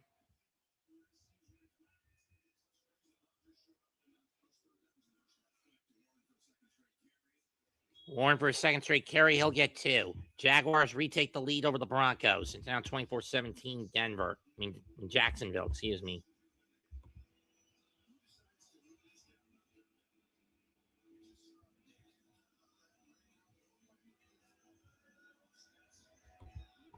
Oh.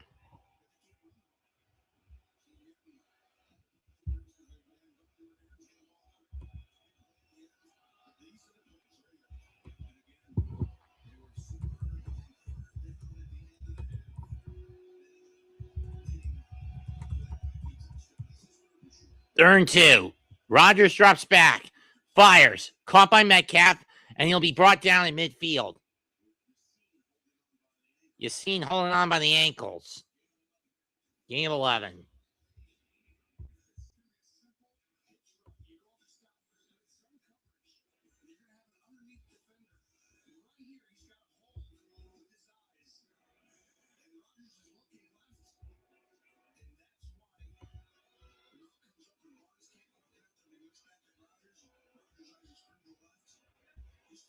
It was a SpongeBob tirade, Iman. Empty set from the gun. 3 to the left. Rodgers looks right and incomplete. He was looking for Gainwell. That goes out of bounds. Adunze on the coverage. Anzoli on the coverage.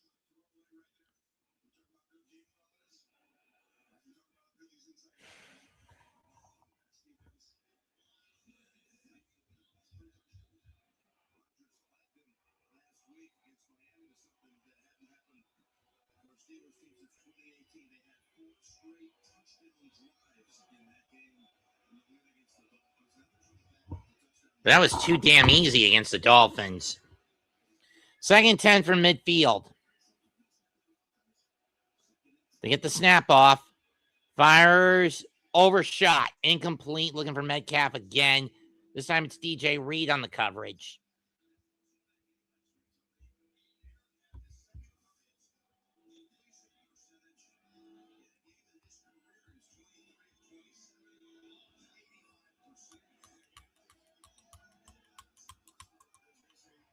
On 3rd down tonight, Rodgers is 7 of 9 for 76 yards. Every other yard, he's a collective 8 of 18 with a touchdown on 66 yards.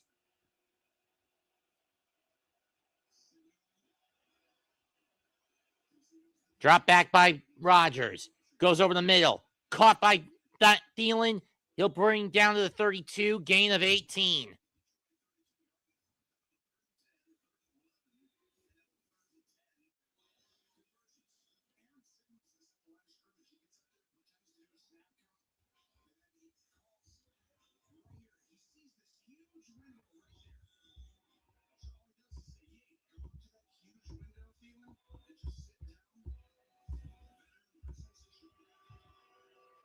Third and 2. From the 32. 1st and 10. The handoff goes to Warren. He finds a hole. He's over the 20 to the 15. Brought down at the 11. Gain of 21. Nice cut by. Nice hole provided by Edward and a good cut by Hayward and a good cut by Warren.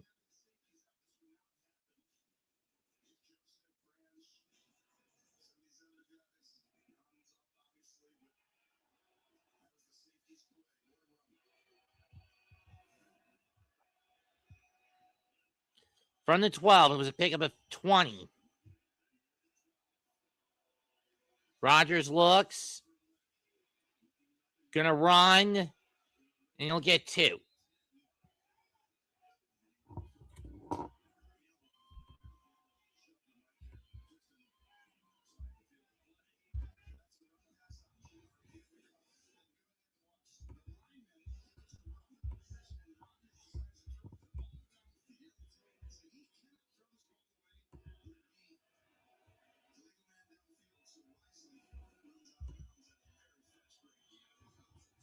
Second and 8 from the 10.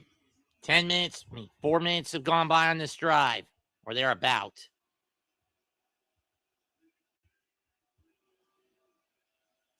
Fake of the handoff, dump pass, caught by Darnell Washington, and he'll be a yard short. Oh, wait, they're saying it was fun. Nope, he was down by contact.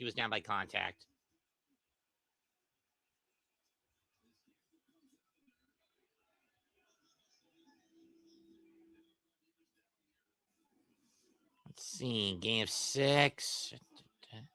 He's down.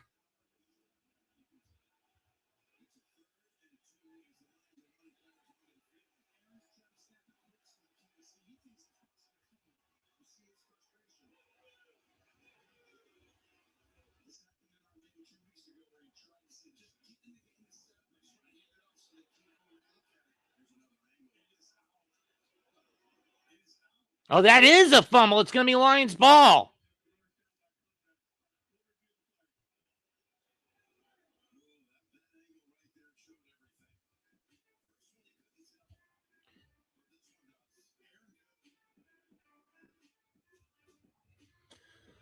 We'll take a review timeout. This is going to be reviewed. This is going to be a booth review, so the Lions will not get charged, but still, if they were going to call for a challenge, red flag. Red flag.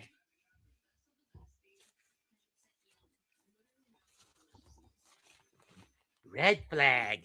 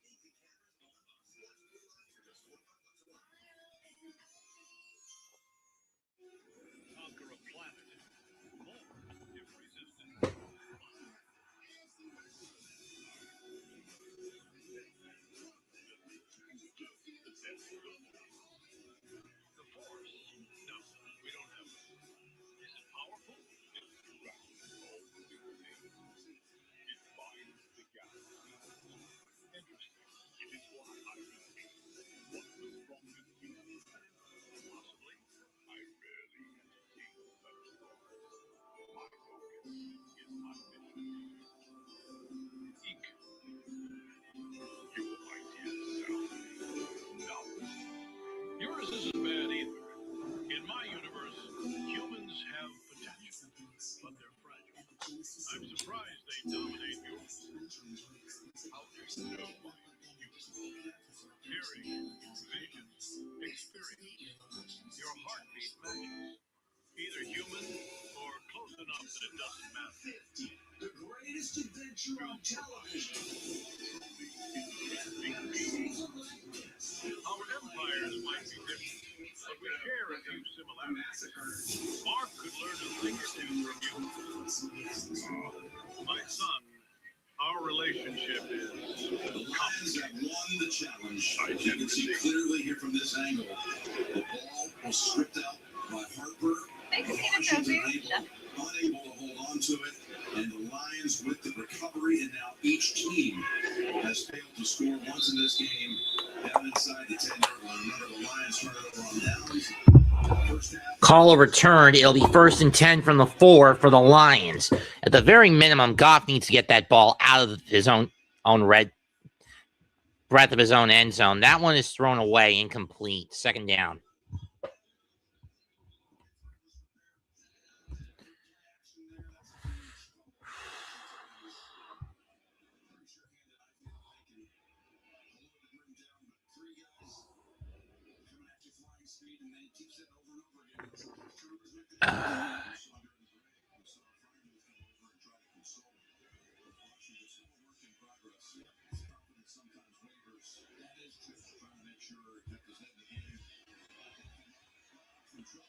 Caught by Gibbs, but he's not going to get much. Pickup of only 2. 3rd down. Highsmith on the coverage.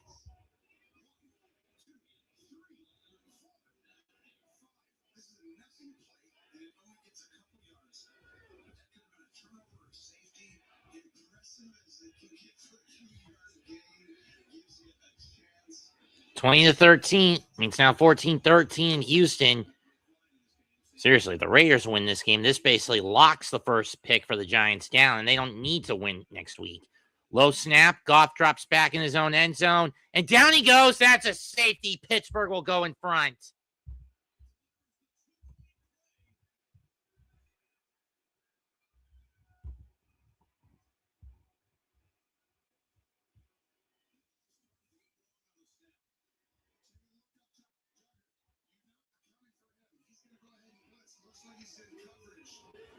then he runs underneath.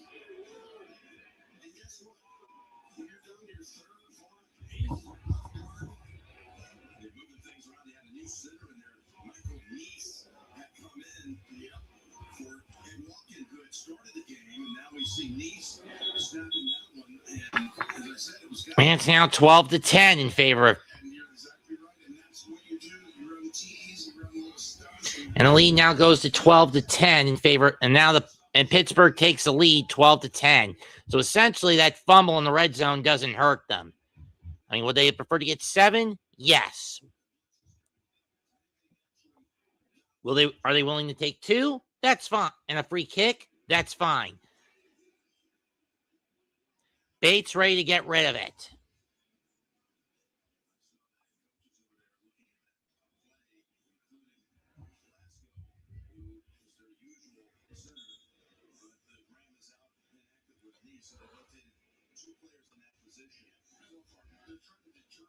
Jacksonville really pouring it on against the Broncos, 31-17. The week after next, when these two teams play off.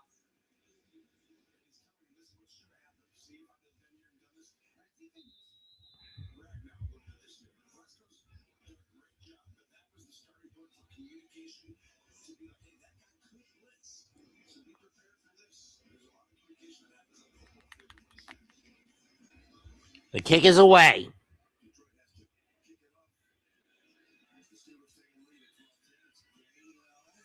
Gainwell. He'll get to the 31. Pittsburgh will step shop there. 9:37 left in the quarter. Pittsburgh up 2, 12-10. Pittsburgh up by 2 at a score of 12-10. Keep in mind, most of the games I've called this year, they've been won by the home game team, with the exception of like 2 or 3. Carolina against the Jets in week 7, week 9, I believe it was. Detroit against Washington, over Washington. I don't remember the other one.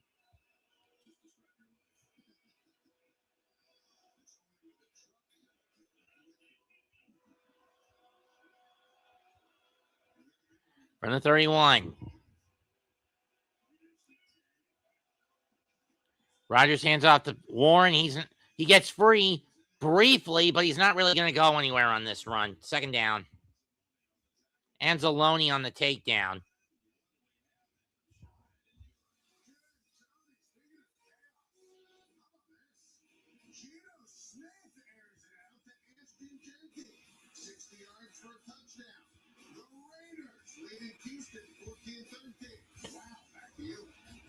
No moon, no moon, no moon. Strouds.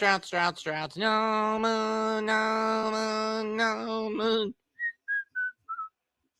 One back in the backfield, bunch to the right. 2nd and 10. Dump pass to Gainwell. He's over the 45, over the 50, and to the 49. Out he goes. Gain of 20.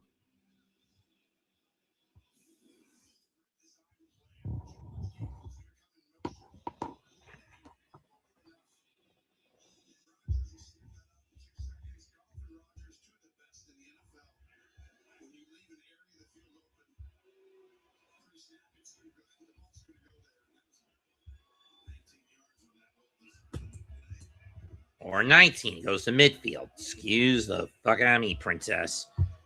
Take the handoff. Roll out. Rodgers going to throw a bomb. Oh, it's dropped. Incomplete.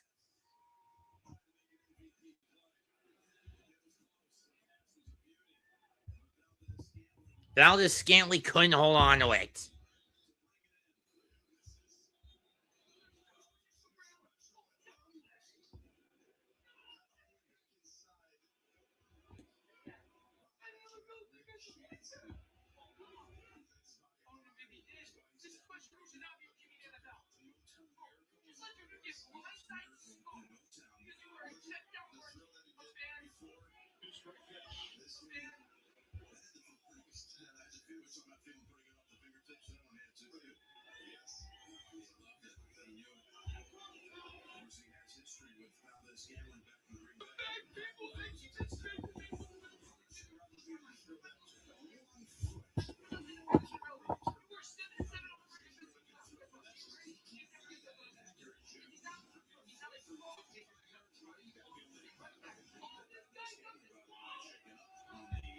Shut up.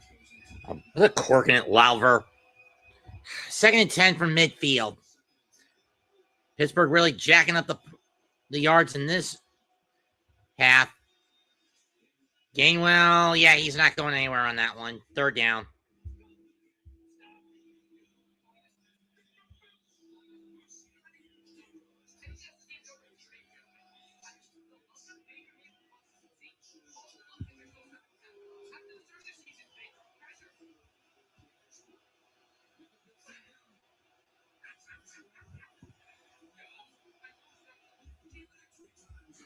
Third and 9.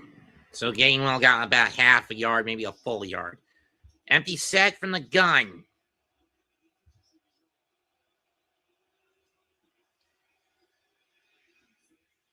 Pump fake. Rodgers going to take off. Stays on his feet, but he falls a yard short.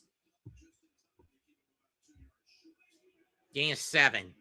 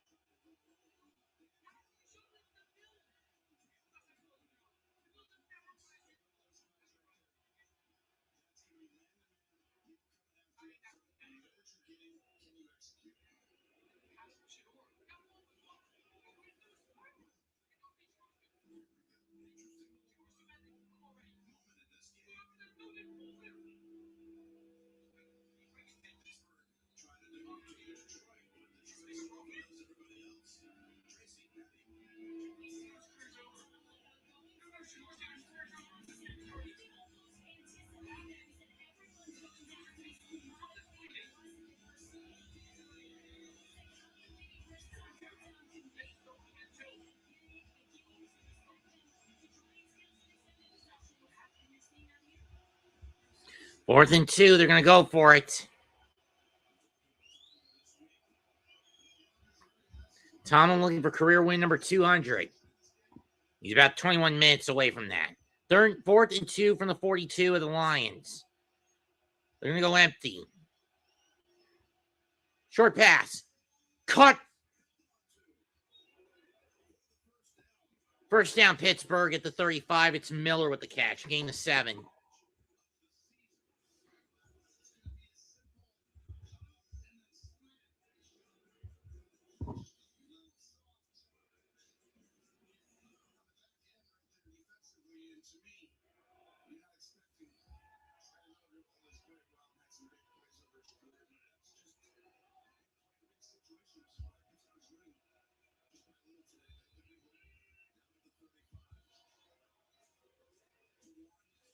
To Warren, trying to fight his way forward. He's going to get 2, maybe 3 at best.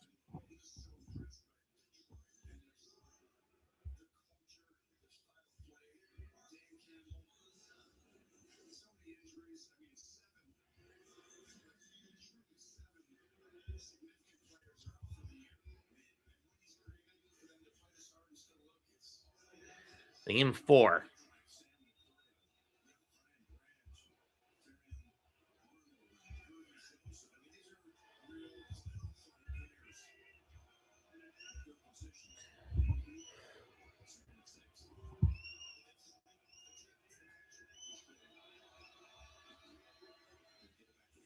Get back to Warren, and he'll get 2.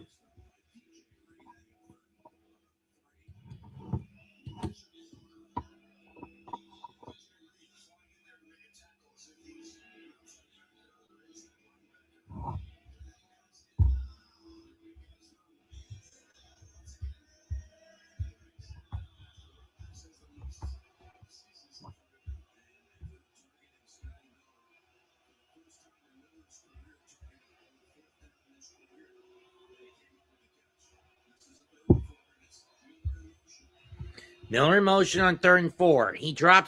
Rodgers drops back, goes left, and Scotty Miller makes the catch at the 20. First down. Gain of 9. Got the ball, kept his feet in.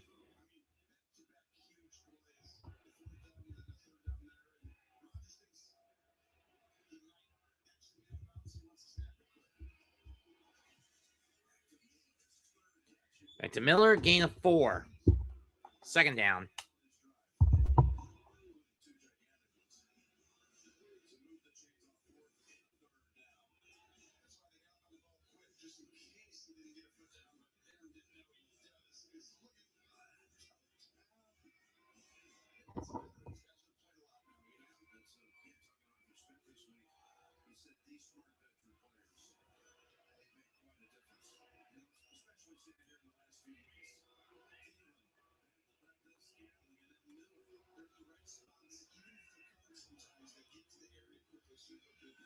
Now to Miller up the gut. And he gets 5.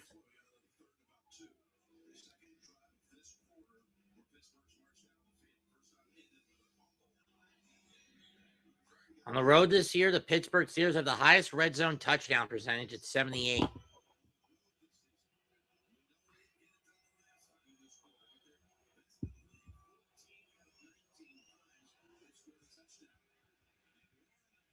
And Warren almost gets the first down, but the question is now, do you go for it or do you play it safe and kick the field goal? On the one hand, if you play it safe, you're only up 5. And you don't want that with your playoff hopes at stake.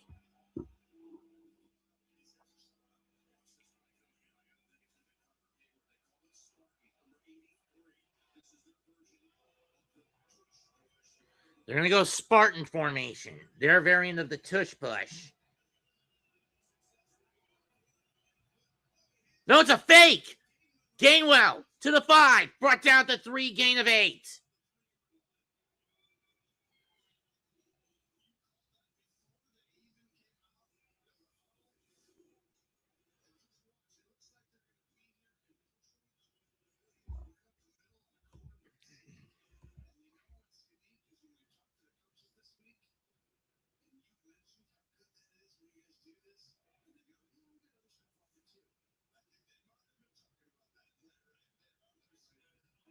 .211 left in the quarter. Ball to 3. First and goal. Miller in the backfield. Warren in the backfield. Ball 1 in motion. They fake the handoff. Rodgers chased out of the pocket. He's going to fling it incomplete and into the seats. And we got flag.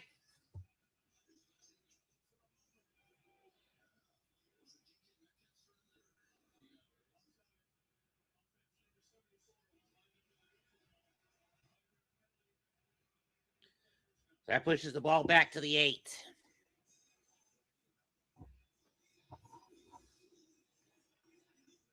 Yeah, barely lined up in the neutral zone, but lined up in there nonetheless.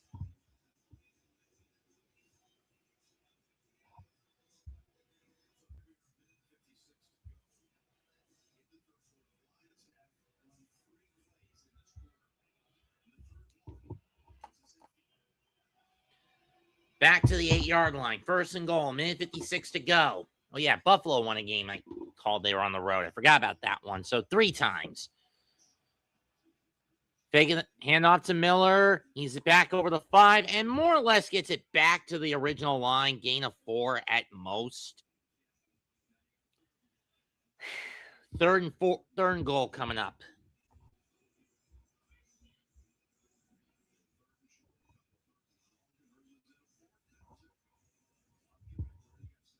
Second and goal, excuse me.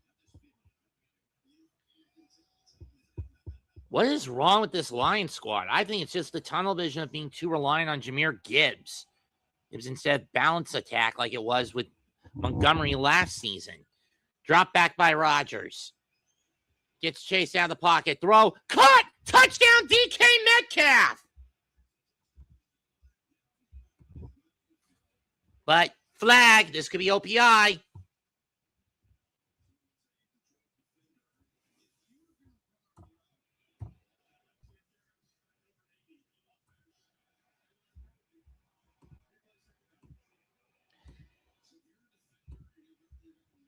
That's Darwin. That's Darwin Washington, the guilty party. Running into DJ Reed. And Reed is down. And even Mike Tomlin knew it.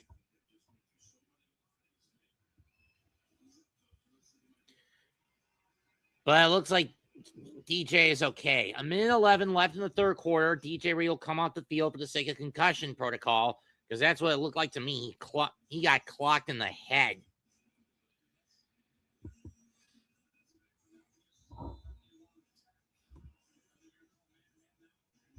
How much time left in the quarter? About 1:11 in the third. 1:11 in the third.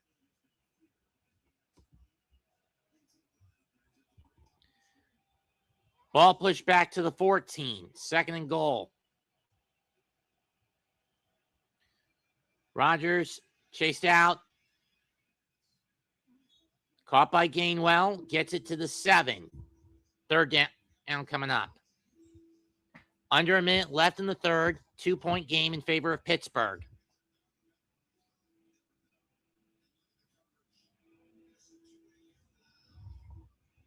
Hell's bells ringing in Motown now.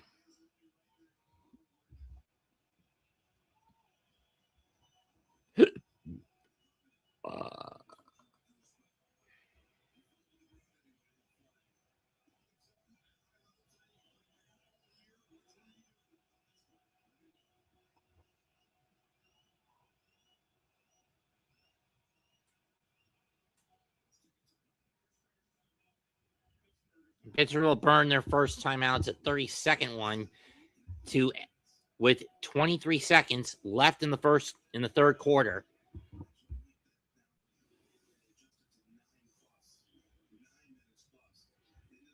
In this quarter alone, all but 51 seconds of clock have been eaten by Pittsburgh.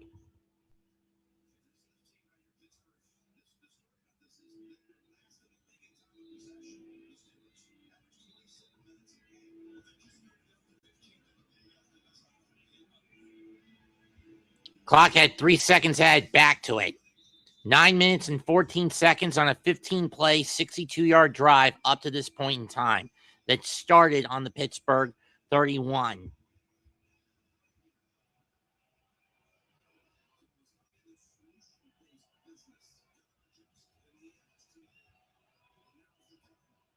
Third and goal from the 7. Rodgers has 3 receivers to his right. Make it 4. Rodgers drops back, dumps it to Warren. He is stuffed after a pickup of 2, and that's going to be the last play of the quarter. We'll go to the fourth. What are the Steelers going to do on a 4th and goal from their 5? From the Lion 5. 3 quarters complete, 12-10 in favor of Pittsburgh.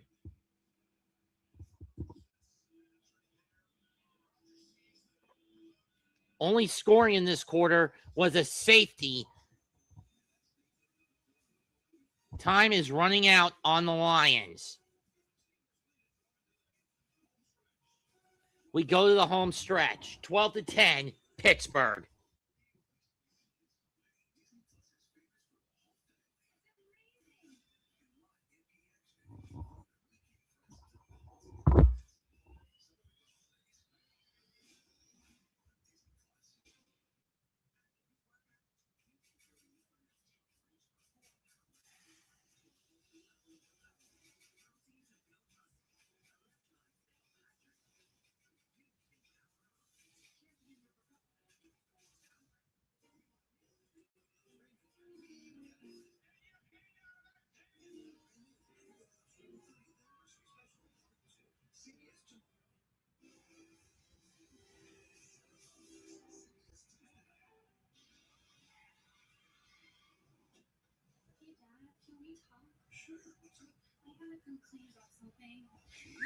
$152 to $150 this afternoon. What happened?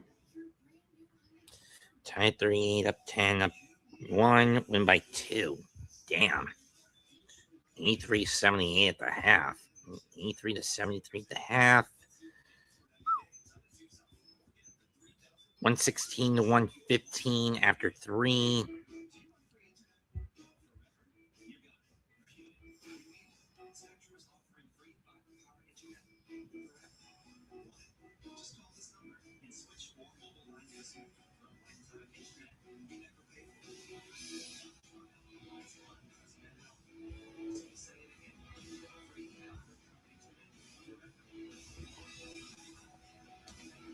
Be surprised if awful coaching blasts both the Bulls and Hawks tonight. I'm pretty sure he's going to blast the Hawks more than he will the Bulls for giving up 152 points in a 4-quarter game.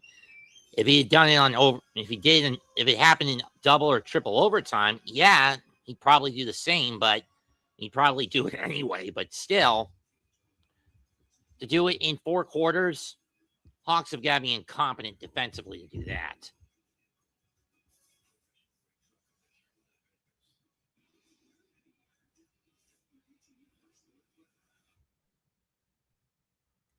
I think the only reason he's not going after the Trailblazers these days is because Chauncey Billups, their head coach, is in the slammer.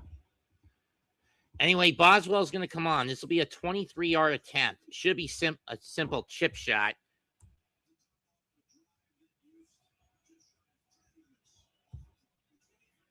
He got it. 15-10 Steelers.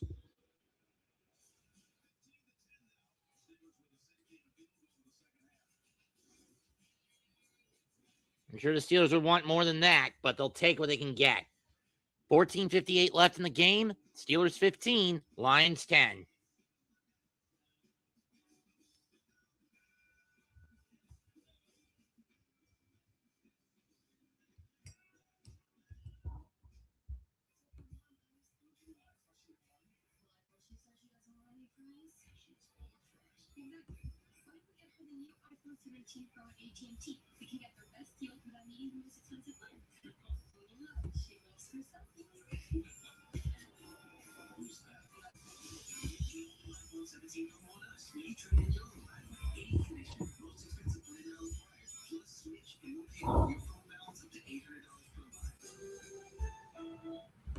Specialty pizza is just $9.99 when it hits the minute. Treat yourself. The People's Pizza. Treat yourself. For the cheesesteak. Treat yourself. For the new spicy chicken mini ranch pizza. Treat yourself.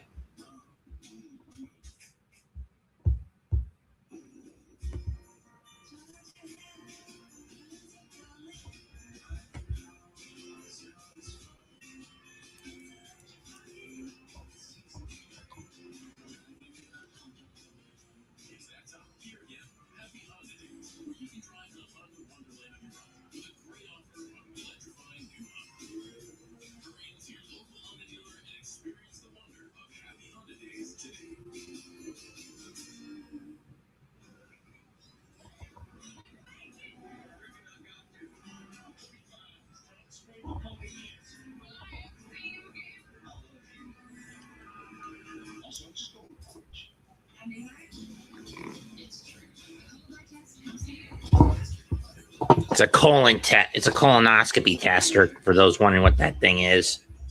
And my colon is shit from what I understand.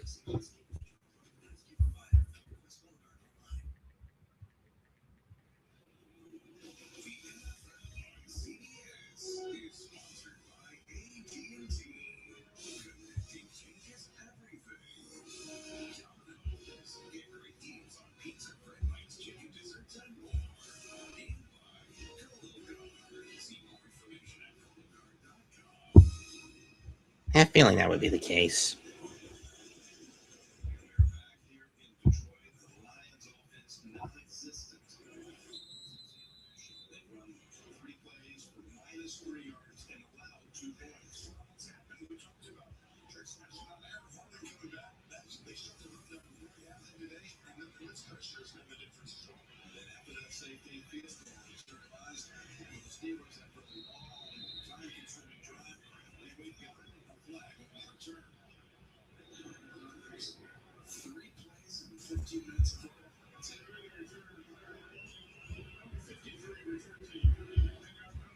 Only number 53 on the return team.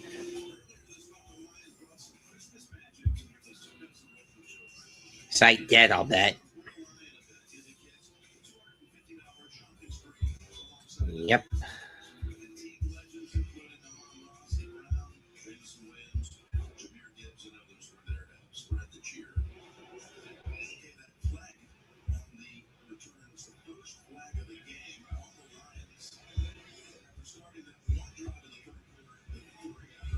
First and 10 from the 14. Fake of the handoff. Goff Puck collapses, and he's going to have to get rid of it. Nearly picked.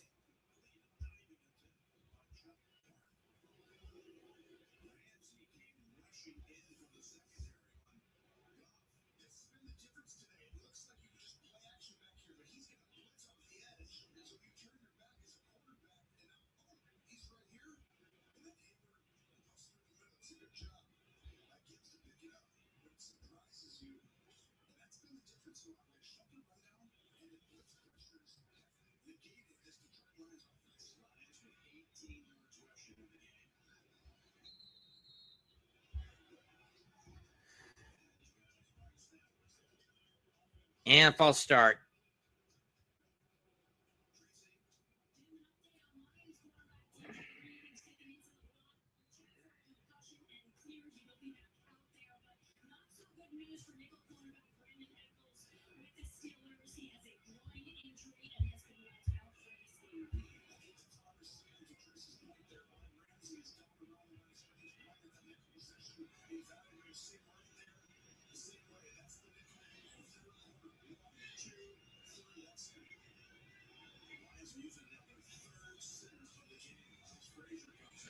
Goff fires.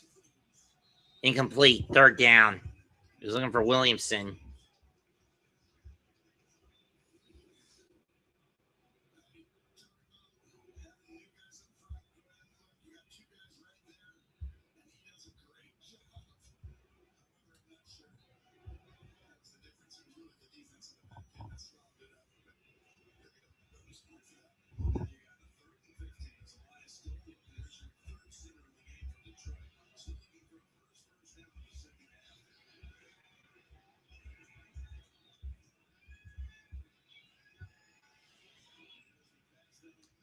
Millen nearly picked again, and it's a 3-and-out for the Lions again.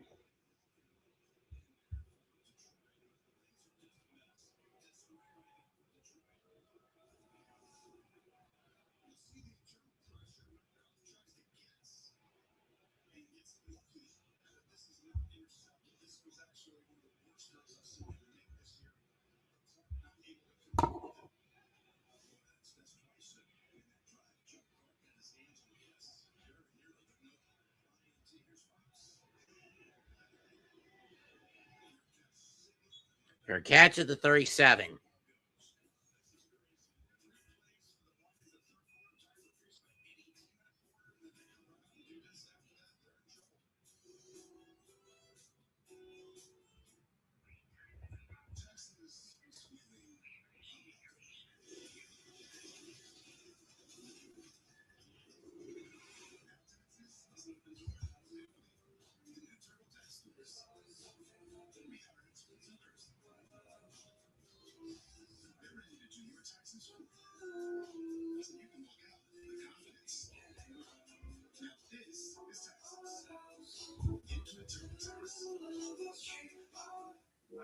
Like the vibe in here, so perfect. Can you believe they're hosting tomorrow? Yeah, that's why I set them up with all kinds of texts to take the edge off holiday prep.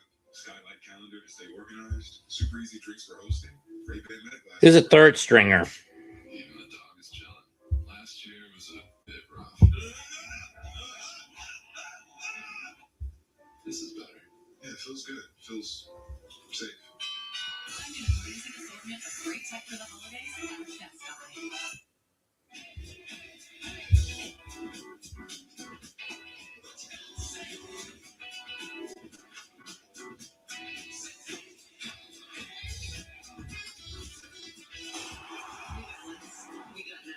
Confidence isn't given. It's built. One choice, one moment, one step at a time. How you feel is how you feel. It starts with a click. Invisalign.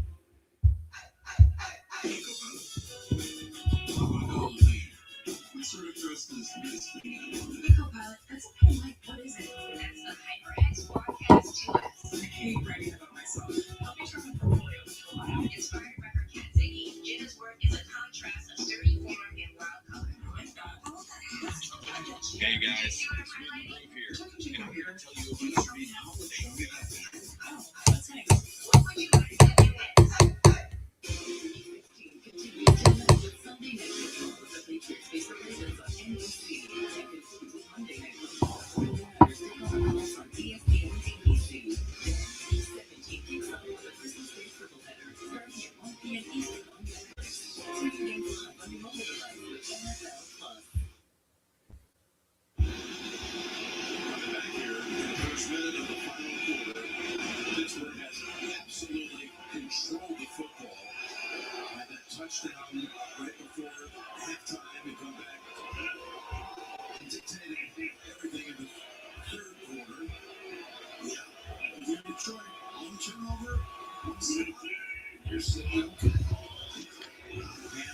And up to Warren, up the gut. Gain of 5.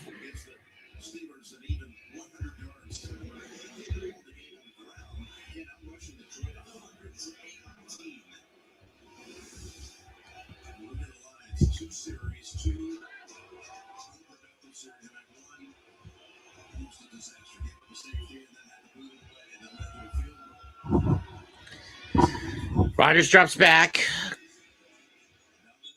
Caught by Valdez Scantling, his first catch of the night. Pick up a 6. The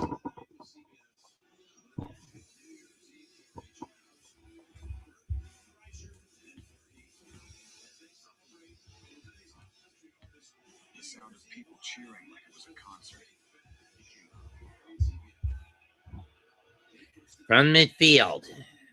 8 first downs this half to no first downs in favor of Pittsburgh. And this has been shit if you're a Lions fan. Coming out of the first half like this has been shit. If you ask me, that catch by Gainwell to end the half destroyed any momentum. Catch by Metcalf. And he's going to get 5.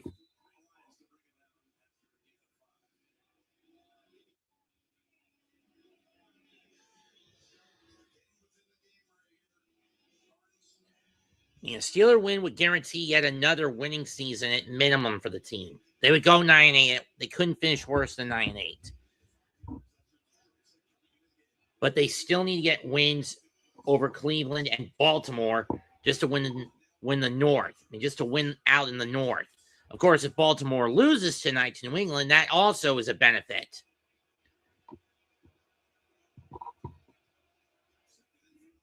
For the Steelers, because then that opens some breathing room in the division. Hand off to to Warren. Nice cut. He's over the 30, 35, 20, 15, 10, 5. He's gone. Touchdown, Pittsburgh. And there's the backbreaker if you're the Lions. 21-10. Jalen Warren goes 45 yards for a touchdown.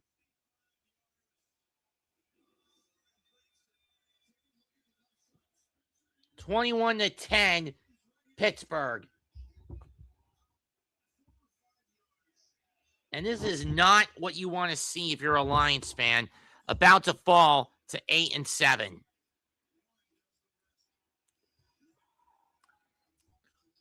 And essentially reduce your chances to get to the postseason. Ground snap, hold, kick is good.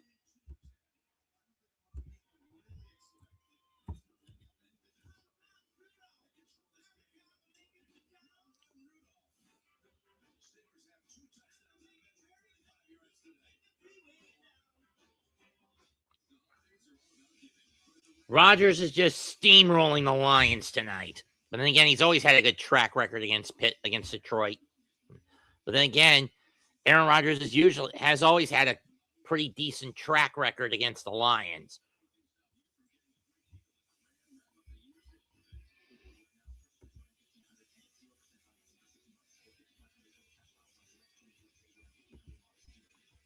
That's now 19 unanswered points scored by Pittsburgh. I wonder if Lou wants to come in. Knowing him, he's not interested.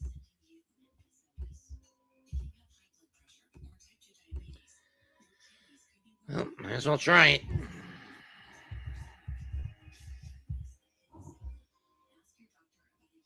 There he is.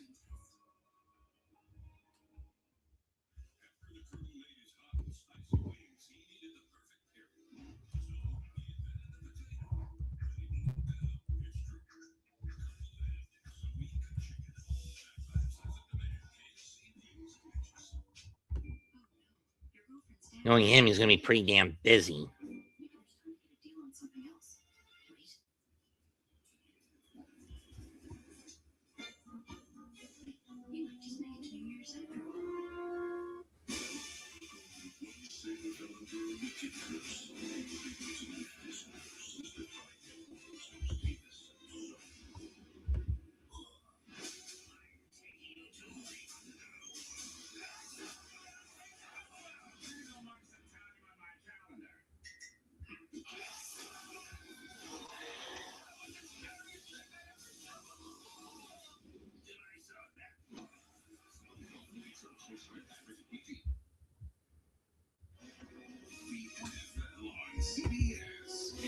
Sponsored by Ram Trucks. Nothing stops Ram. And by Pride. Shopping, streaming, savings. It's on Pride. We're back here in Detroit for Big Supply for the Lions that holds. Congratulations. It's been all congrats on the sideline for the Steel City, but Black and Gold is going to win its 9th game this year if this holds. It's a 2-score game with the Lions down 12, and with the Steelers up by 12.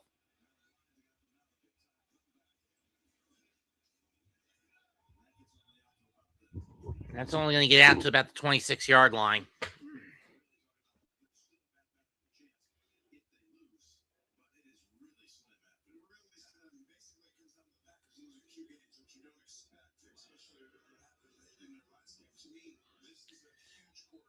You especially don't expect it when you consider one other factor that works against the Lions.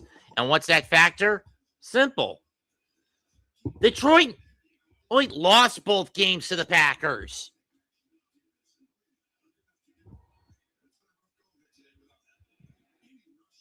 Think of the handoff. That's incomplete. Gibbs wasn't even paying attention. I mean, at this point, Pittsburgh is trying to force Goff to beat them with his arm, and the evidence shows he just can't fucking do it. Pittsburgh's defense has been swallowing Detroit's offense.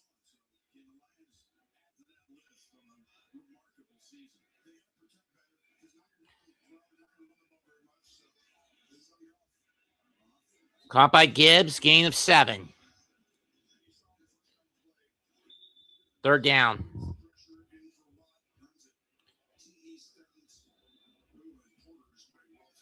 And Joey Porter Jr. is down. Be a groin issue. Today, the Lions have been heavily tamed. Amon-Ra St. Brown, 3 catches for 30 yards. Jahmyr Gibbs, 6 carries for 5 yards. Jameson Williams, 6 catches for 33 yards. And it's Isaac Tesla that's been the reliable target for Goff.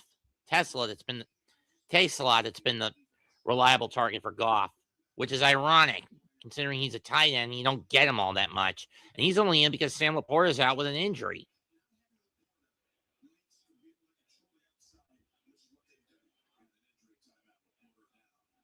We'll take an injury timeout. 11:57 left, 22-10 Pittsburgh.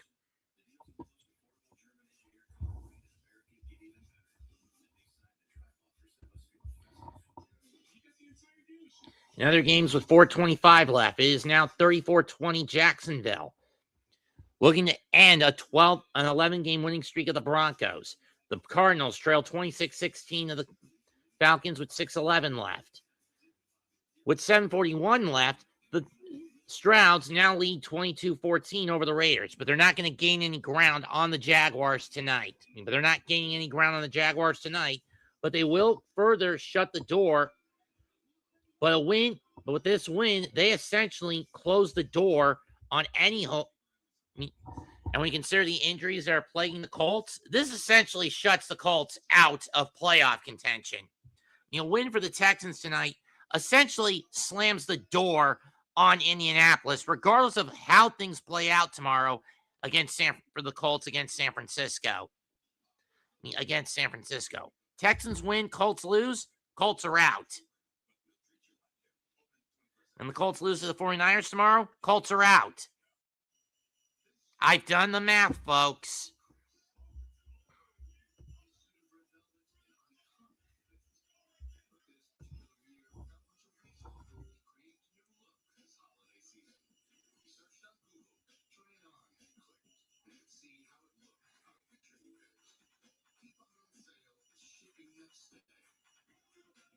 The big question going into next week revolves around the Super Tank Bowl between the Giants and the Raiders.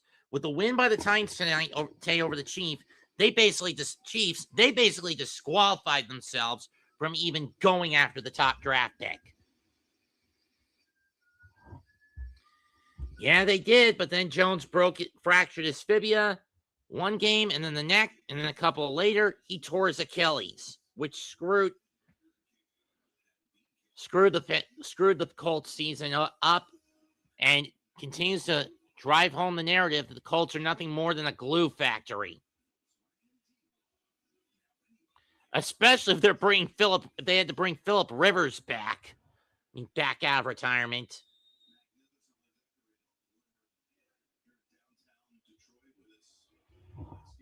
Jets mess. They're in 4 from the 32. They got to get to the 36. Man-to-man coverage defensively. 3 receivers to Goff's left. Drop back. Caught by Khalif Raymond. Pickup of 5. First down of the second half, and it took him almost 20 minutes to get one. Ball at the 40-yard line. That's a gain of 8.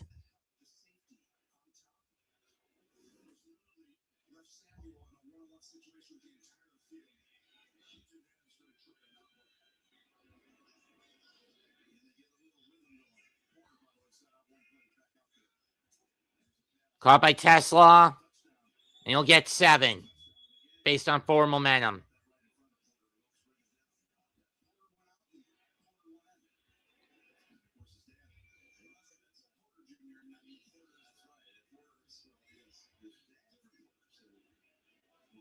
Second 3 from the 47. Drop back by Goff. Pressure coming. Caught by Zylstra for a first down. Gain of another gain of 6. Gets out of bounds. 10:34 to go.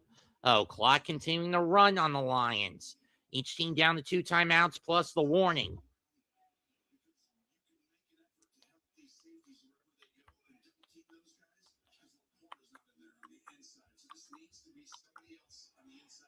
Yards this half, 2:05 to 22 in favor of the Steelers. I set. Gibbs in the backfield again.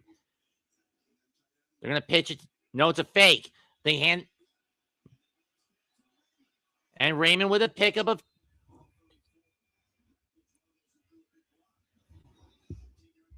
14.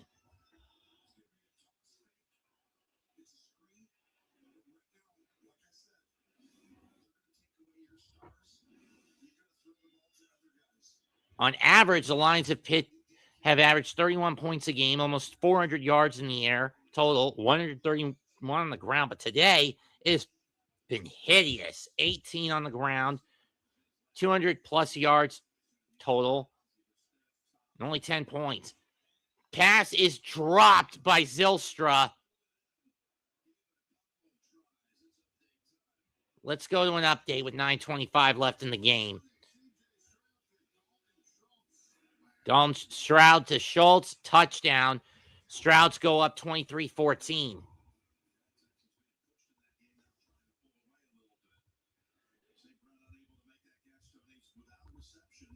Remember, Jaguars get in with a win and the Texans loss. Lions are out with a loss here. Steelers get in with a win and a Ravens loss.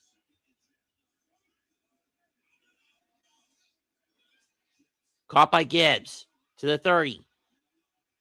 And he gets 9 as he's brought down after a pickup of 9. Can we get Montgomery back out there, you motherfuckers?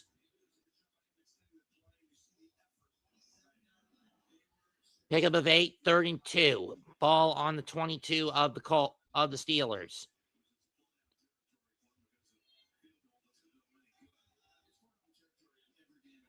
From the 27, I should say. Drop back. Goff over the middle. Low throw, incomplete. He was looking for Tesla. Uh-oh.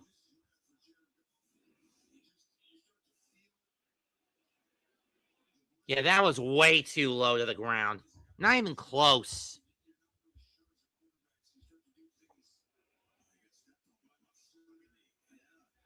And he got stepped on the foot. So do you bring Montgomery in now? Because Gibbs has been useless on the ground. And Pittsburgh has been forcing you to beat them with your arm.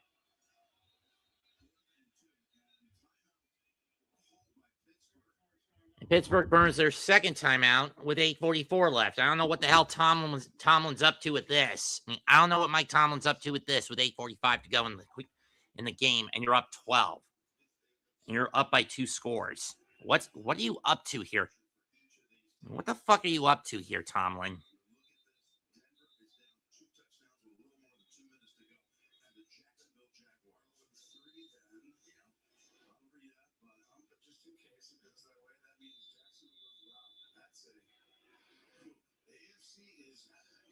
The AFC is starting to get cluttered at 11-4, 10-5, 11-4, 11-4, 9-6, 12-3.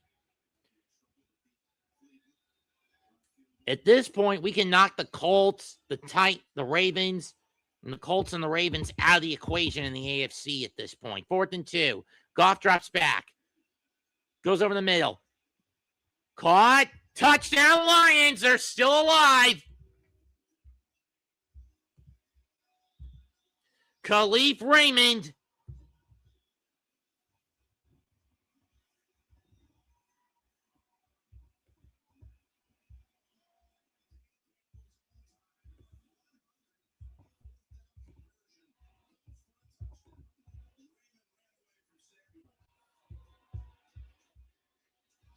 I knew I forgot something.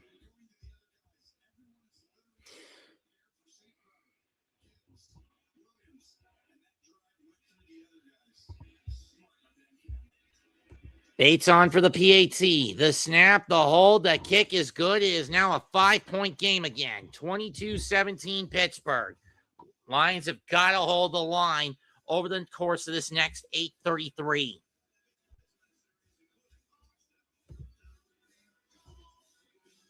Over this last 8:39.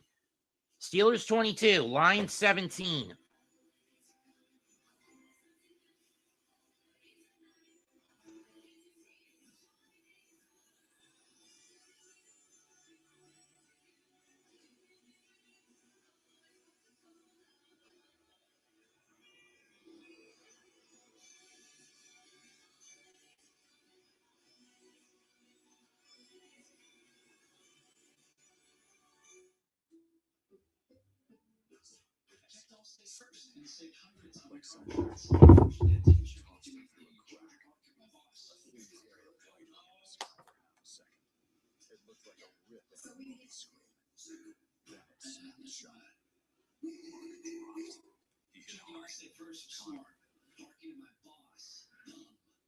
At least I checked all state first and saved hundreds. Hey, Mark,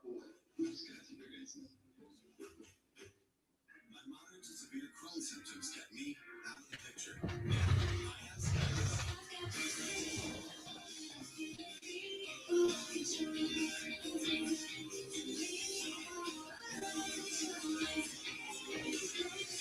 And now I'm back in the picture. Skyrizi is the only IL-23 inhibitor proven to help achieve remission, meaning fewer symptoms in just 4 weeks for some people. Many are remission at 12 weeks, at 1 year, and even at 4 years. Plus, Skyrizi is proven to help visibly repair damage to the intestinal lining. Don't use it allergic. Serious allergic reactions, increased infections, or lower ability to fight them may occur. Before treatment or checks for infections and TB, tell your doctor about any flu-like symptoms or vaccines. Liver problems leading to hospitalization may occur when treated for Crohn's. Now's the time to take control of your Crohn's. Ask your doctor about Skyrizi, the #1 prescribed biologic in Crohn's disease. What are you doing this weekend?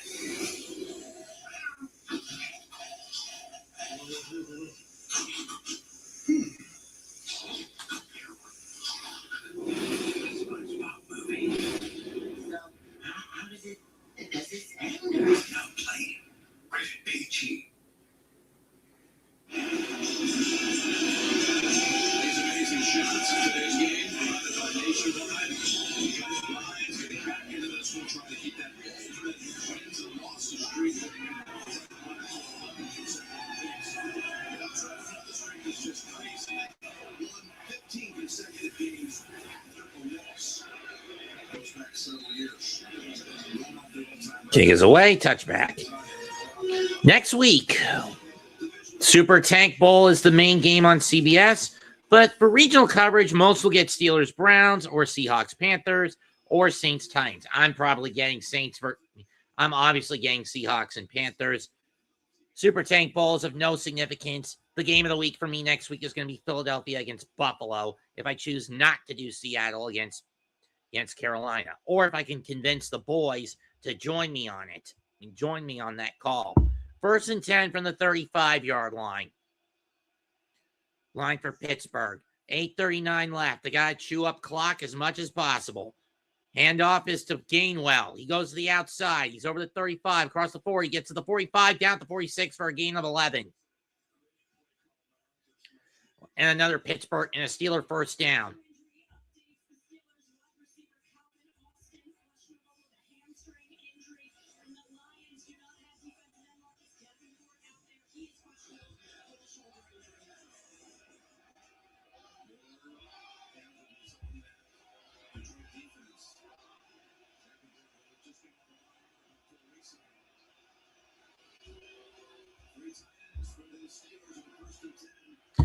Oh, they gave him 10. Screen pass to Gainwell. Gets out of the backfield, and he's going to get 6. But we got flag, probably a hold on the Steelers.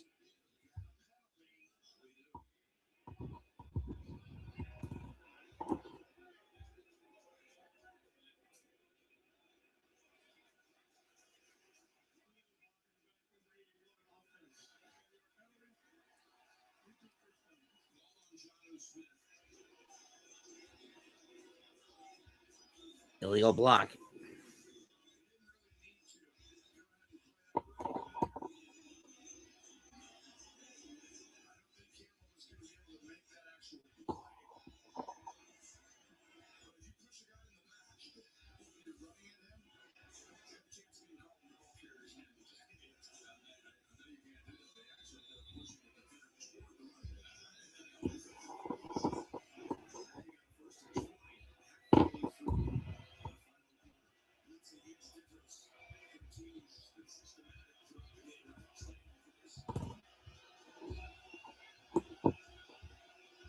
From the 35, 1st and 20 after the illegal block in the back, pushed Pittsburgh back 10.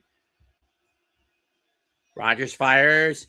Caught by Metcalf, pick up a 21 and a first down.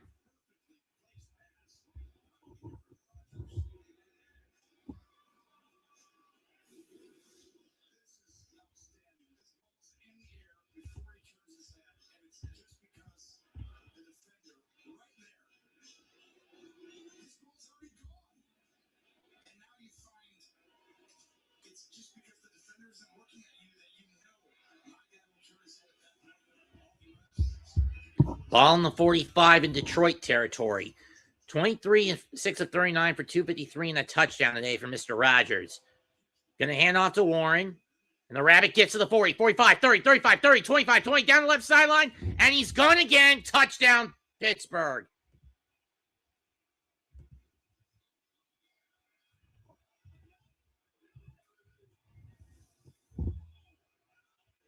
The Rabbit comes out of the hole again.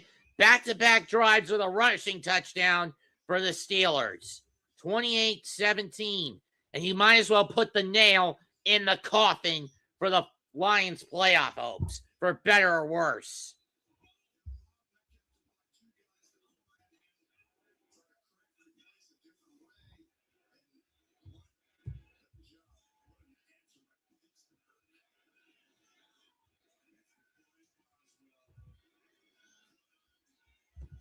It's good.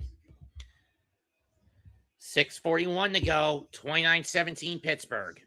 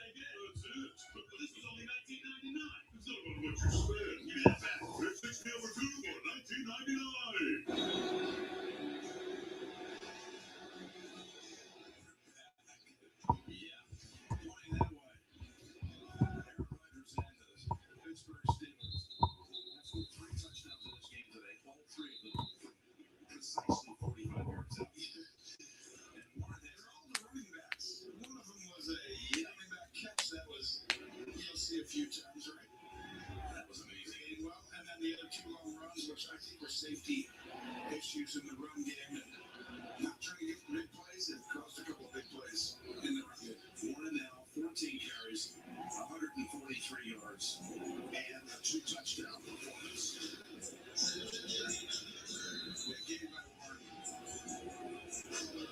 The game gets easier. We got 14 carries for 143 yards. Not your running back. Yeah, and they have exactly 200. For the 2, 25, 32-yard line.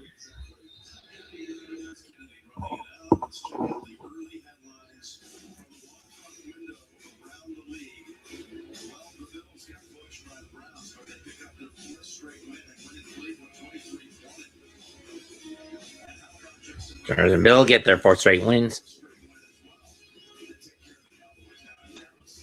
Panthers bring down the Bucks to go to the lead in the South.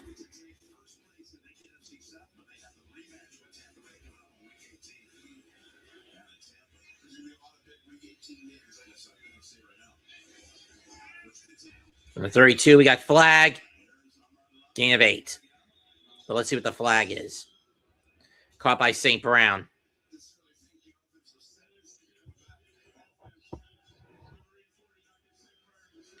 Illegal shift, 5-yard penalty.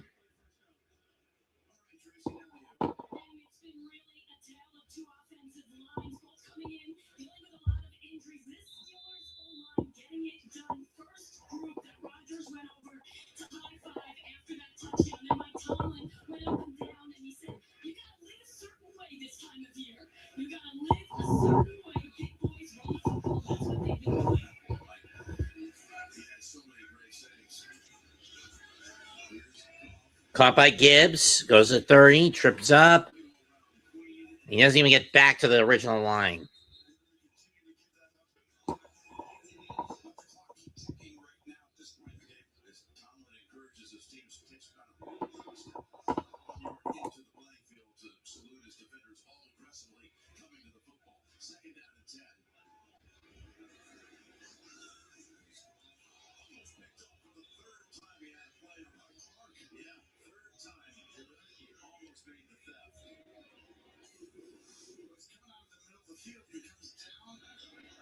Incomplete, 3rd down.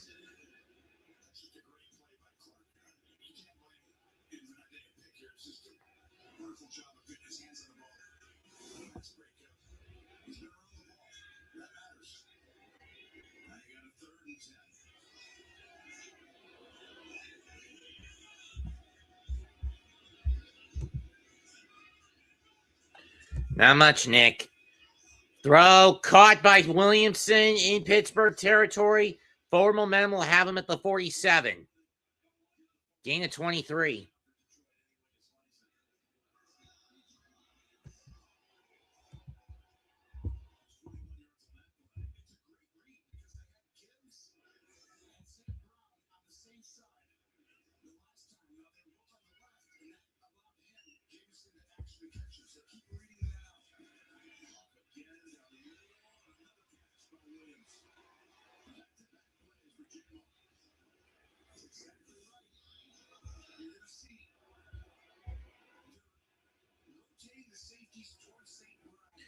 To the 31 after a pickup of 16. Over the middle to Gibbs, pick up a 4.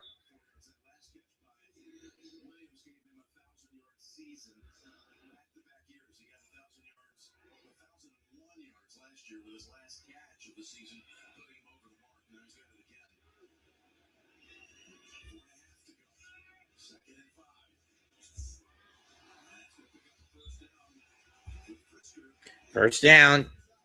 First with the catch.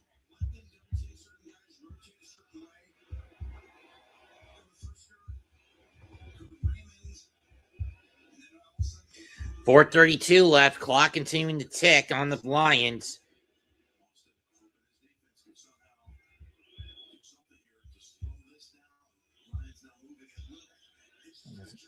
Military, it's sometimes much more than people imagine. Pain.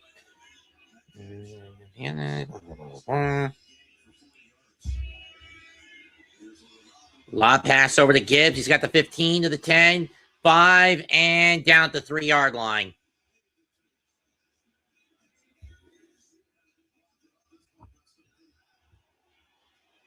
Now you put fucking Montgomery in, you piece of shit.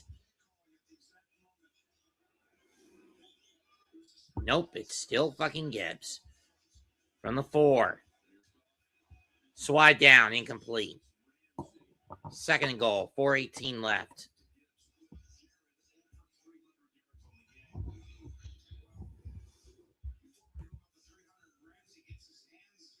He was looking for St. Brown.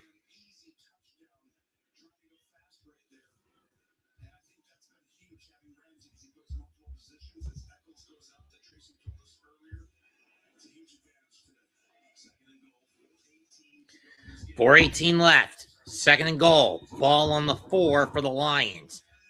Gibbs again in the backfield. Put Montgomery in, Campbell, you self-negligent bastard. You negligent bastard. Drop back by Goff. Throw over. Swatted down. Y.A. Black almost picked it off. 3rd down. For the love of fuck, put David Montgomery in, you piece of shit. Note to self. Kill. Massacre. Or Dan Campbell for how he's basically putting too much focus on Gibbs in the ground attack. Not that there's much of a ground attack tonight for the Lions, but the point still applies. 3rd and goal from the 4. Gonna throw to Gibbs. Got the lane. Touchdown, Lions.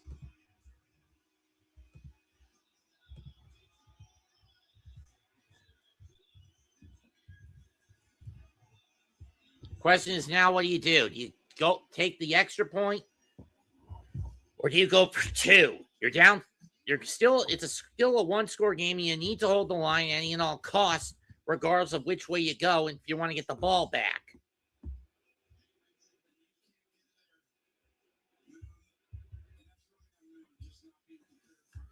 We're going to go to Bates. I would have gone for 2 here, but whatever. Got it. 29-24.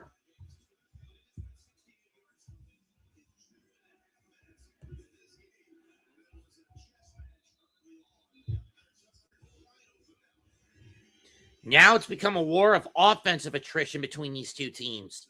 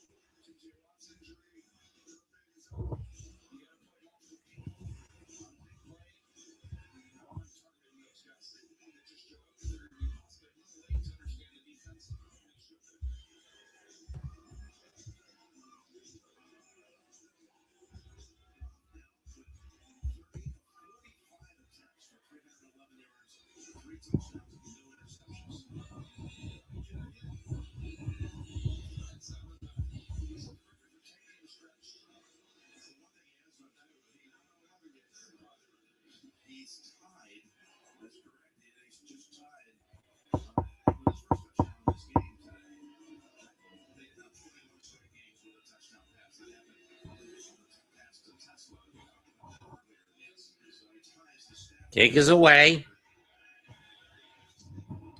Received to the 7. And down to the 34. 4:07 left as Warren has been basically a monster on the ground for Pittsburgh in these last couple of drives. Jaguars end the Broncos streak at 11. 34-20, they go to 11-4. And if the Ravens lose tonight, and Pittsburgh holds on, this essentially locks Baltimore out of the playoff hunt. Because that would put the Steelers at 9-6 and the Ravens at 7-8. The only reason the Patriots would still be number 2 in the conference is because of the head-to-head that they don't hold over the Raiders. One of 3 blemishes against them this year. From the 34, Warren in the backfield. It's a handoff to 81. And a first down and more, and they're going to fight him down to the 46. Pickup of 20.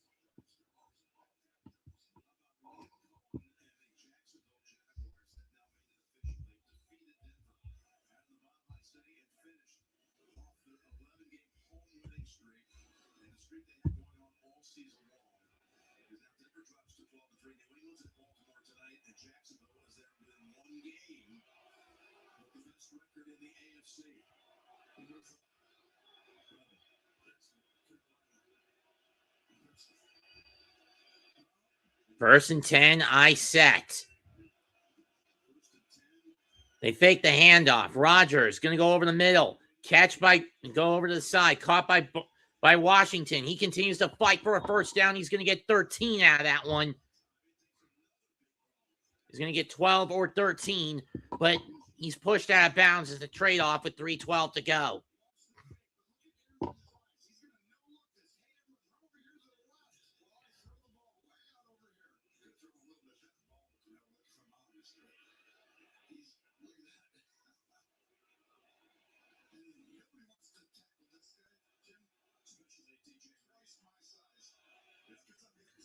From the 33 after a pickup of 13.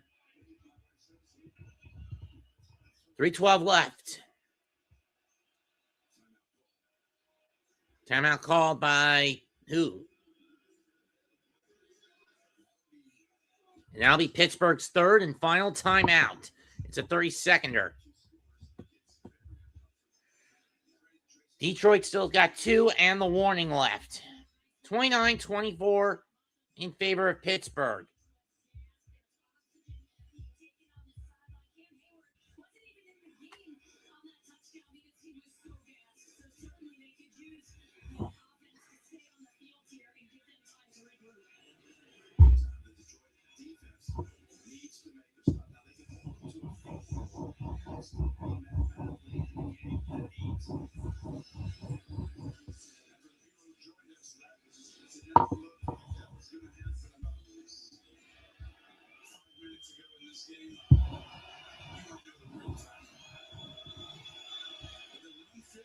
From the 33, Warren in the backfield again.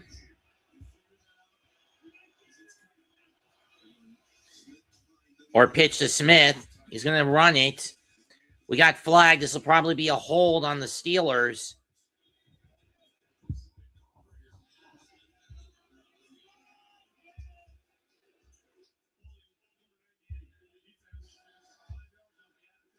No, it's a defensive hold.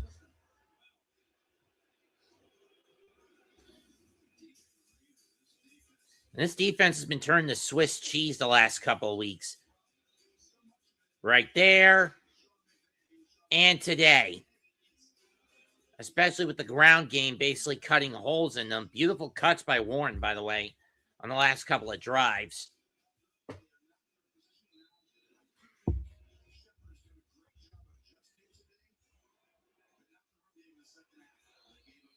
So Smith gets 8 runs plus the 5 on the Reader penalty.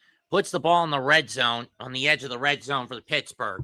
First and 10 from the 20. It's a Gainwell. He's not going anywhere on that one. Second down and 11 at worst. At best, he got back to the line, which he did. But still, Pittsburgh can chew up the clock and at least attempt to go for a field goal here.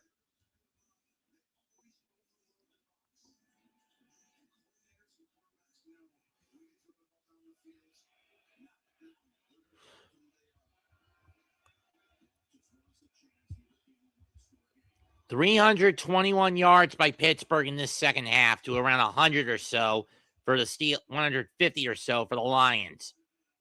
Second and 11 from the 21. Last play before the warning.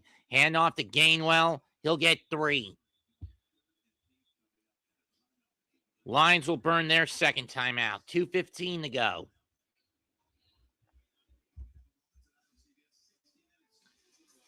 Will the Steelers be the 4th road team in a game that I've called to get a W? Remember, the other 3, Detroit, Carolina, and Buffalo. Every other game I've called has gone to the home team.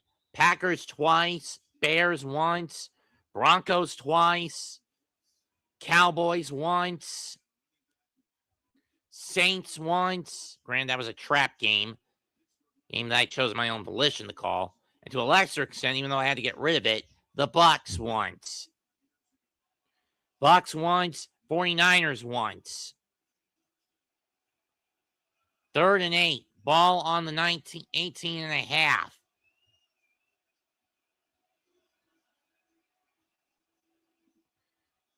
Rodgers drops back.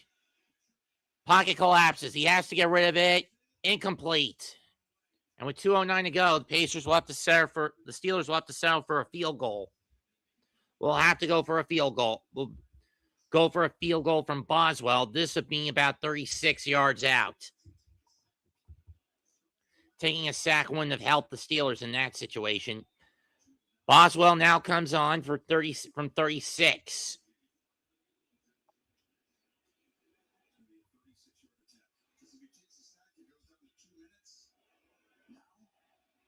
Now, this is still a game where the Lions could tie it up, but it's going to be tricky. And we got a Lion injured. 2:09 left. We'll take an injury timeout.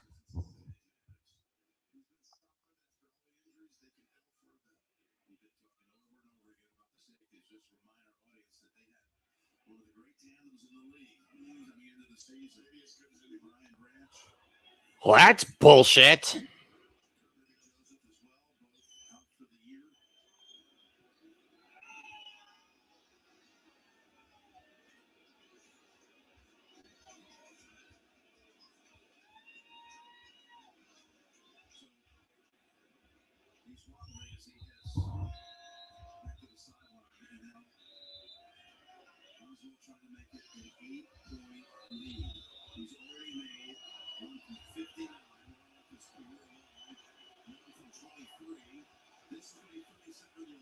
True, Jets mess. From 36, Boswell's kick is no good!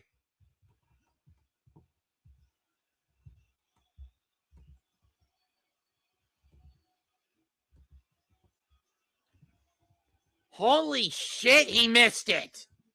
That was a gimme 36-yarder, and instead of having to force for a 2-point conversion, you open the... Oh, it doinked! It doinked! No, it missed wide right, just barely.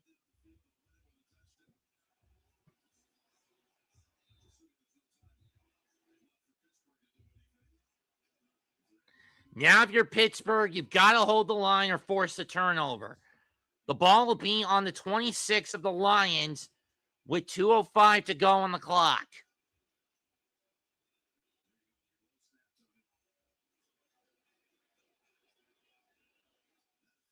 It doinked.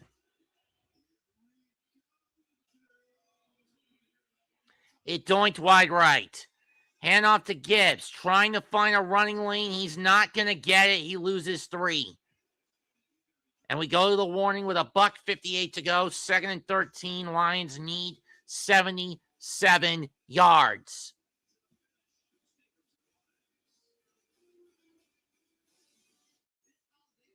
Pittsburgh has been smothering their ground attack, forcing Jared Goff to beat them with his arm. If this was someone like Chicago, Green Bay, the Giants, Carolina, there would be some holes to exploit and get Montgomery and Gibbs through. But no, this isn't the case with this game.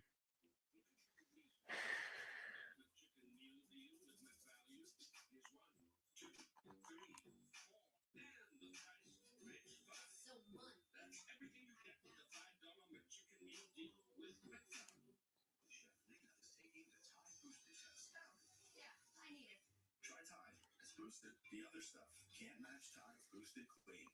Just pass. Smells like clean. It's cleaner, whiter, brighter, and fresher. It's got to be Tide. Boosted. Here we have venomous perpetuous, also known as the creature of habit, which tries to maintain as you can diet and exercise are no match for its genetics.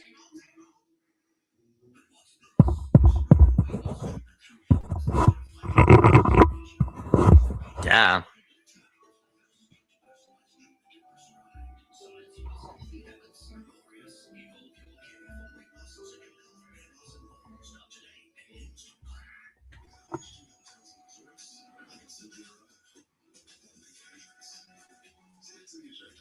Duh.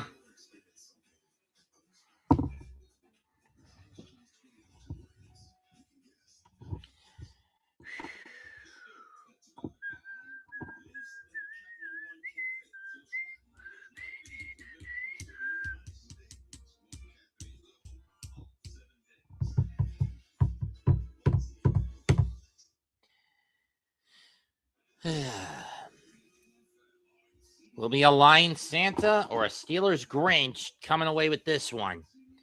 The ball is on the 24 of the Steelers. It was a 3-yard line. Where the fuck is Knuckles is what Lions fans are asking. Why is Campbell being a pussy and not putting Montgomery out there and is constantly spamming Gibbs when the run game's not working with either of them, but less so with Gibbs over Montgomery? Drop back. Goff goes over the middle. Incomplete. 3rd down. Last chance now for the penultimate chance for the Lions. He was looking for Zylstra. 3rd and 13. This is 4-down territory no matter how you cut it for the Lions, whether they make a completion, get a gain or not on this next play. Minute 54. They need to get to the 37 to the 37 at minimum. Into their own 37 at minimum. Goff drops back out of the gun, goes over the middle, caught. Zylstra will get 10, but he's 2 yards short. Question is now, what do you do here? You got to go for it no matter what if you're the Lions. But do you run it? But that has been proven to be but that tactic has been dog shit all day. Lions will burn their final timeout with 99 seconds left.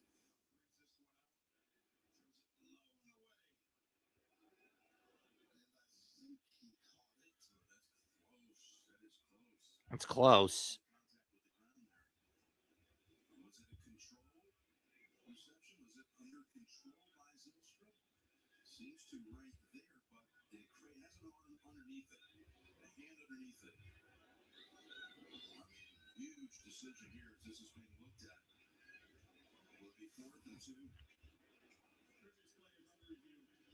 Okay, they're putting this under review. Of course, even if this gets overturned, you still got to go for it if you're the Lions.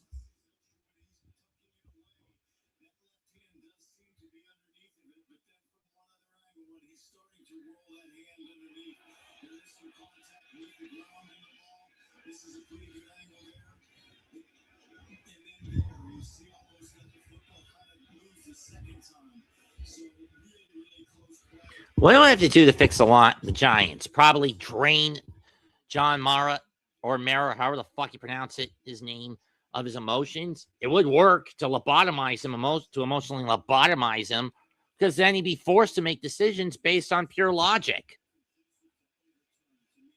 I mean, decisions that are based on pure logic. You do. The only emotion I'd let him keep is common sense. No anger, no fear, no reckless courage, no disgust, no joy, no sorrow.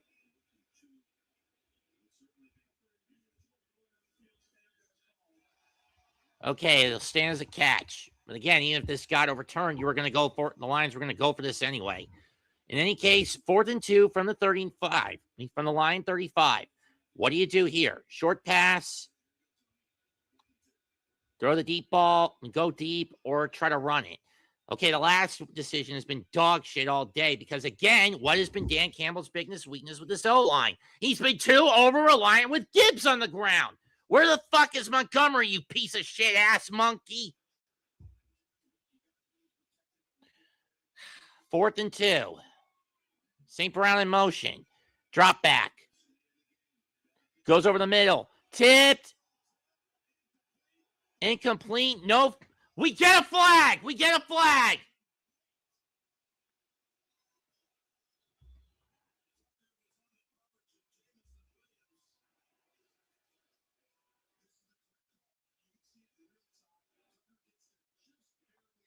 It's a little late, but it will put the ball at midfield for the Lions.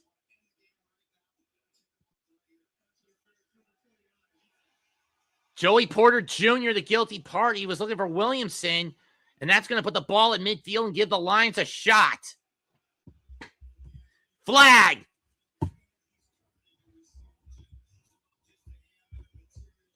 Yeah, he is a bit overrated. But again, the problem, Nick, is what I've been saying. He's been too over-reliant playing favorites with Sonic over Knuckles. Isn't the whole joke with Gibbs and Montgomery that Sonic and Knuckles are a fucking tag team that carry both the weight? Goff hasn't had a game-winning drive since about a month ago against the Giants. One last time out, 84 seconds. The ball is on the 49-yard line for Detroit. Baltimore is watching this one scaredly. Drop back. Goff goes over the middle. That's bad down. Was it fumble or a bat down? We got more flags. What's the call this time?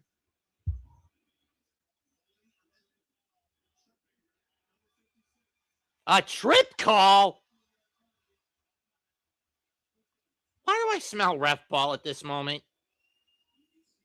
Let's see where the trip is. Right there. Okay, I see it.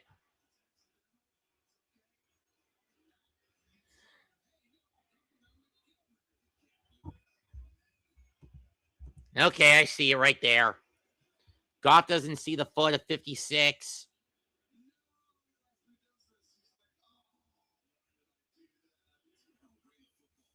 That's a 10-yard penalty, and with 79 seconds left on the clock, the Lions get the ball to move even further downfield.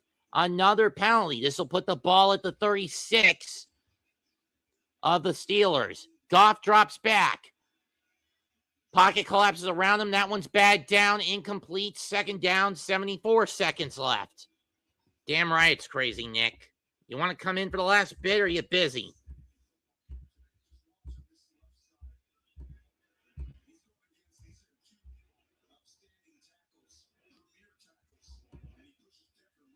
Want to come in, Nick? The link's right there. There's not much time left on it, though, so kind of a moot point to bring you in. So the point of bringing you in would be kind of moot. Second and 10 from the 36-yard line of the empty set in Pittsburgh territory. It's a screen. St. Brown over the 30, 35, 20, 30, 25, 20, 15. Brought down the 11-yard line. Down to the 10-yard line with a minute to go.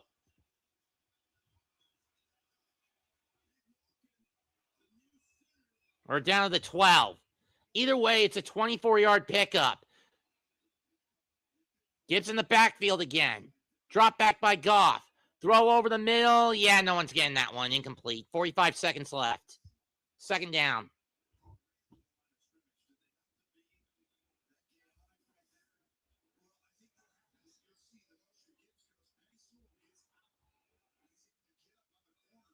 Five, 30, 25, 20, 15, down to the 12. At minimum, Lions got to get that ball to the 2 just to keep this drive going. Are they going to do it? Are they going to do it? They've gone 61 yards in the minute at 24. Sling it to Tesla. First down at the 1. 37 seconds left. One last play. Do you use the timeout here? No, you don't. Clock winding down. 27 seconds. Goff gets it off. Fires. Caught! Touchdown on Monroe St. Brown with 22 seconds left.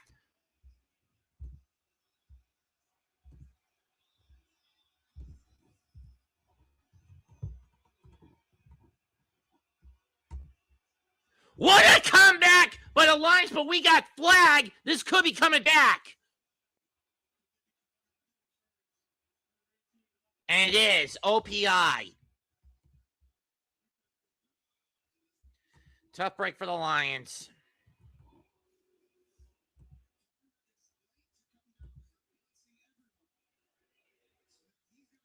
Penalties on Tesla, and yeah, right there, he basically blocks the defender's view, and that pushes the ball back to the 12-yard line, nullifying the touchdown. 22 seconds left. To the 11. 22 seconds left. Let's see what the Lions do here. Gibbs in the backfield again. And somebody jumps the gun. This is going to push them back to the 17-yard line. False start on the Lions.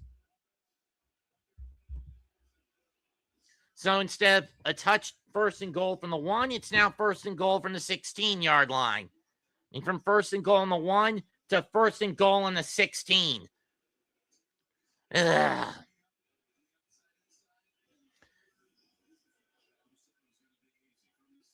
From the gun again. Goff, 3-step drop, goes over the middle. Caught by Gibbs, but he's already down by contact. And quickly, the Lions are going to have to either spike it or get a first down or call the timeout. And they call the timeout with 13 to go, and it looks like we got a Lion down. Nope, they'll burn their last timeout with 13 ticks left. It was a gain of 6 on that catch. It was a gain of 8. When under Tomlin, when leading by 12 or not more going into the fourth quarter, in the final, when leading by 12 or more in the fourth quarter, the Steelers are not beaten. They're 103-0-1. No, I did not say undefeated. I said unbeaten. That draw, I believe, in the 21 season against this very Lions squad is a blemish. Then again, I don't know which game it was, but I would think it would be that game in 2021 against the Lions. In that game against this team back in 21. In any case, ball at the 9. After a pickup of 7 clock, reset to 16 seconds. Goff drops back, looks. Over the middle, incomplete. 3rd and goal, 11 seconds left. This is going to come down to the wire, folks.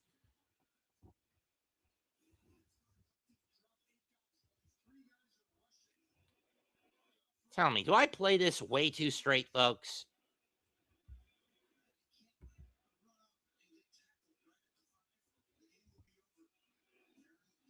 Can't blame them. 3rd and goal from the 9. 11 seconds left. Lions down 5. They need to get into the end zone and fast. Empty set. Goff drops back. Goes over the middle again. Did Tesla catch it? No, he did not. We're going to have a 4th down with 6 seconds left. This will be the last play of the game.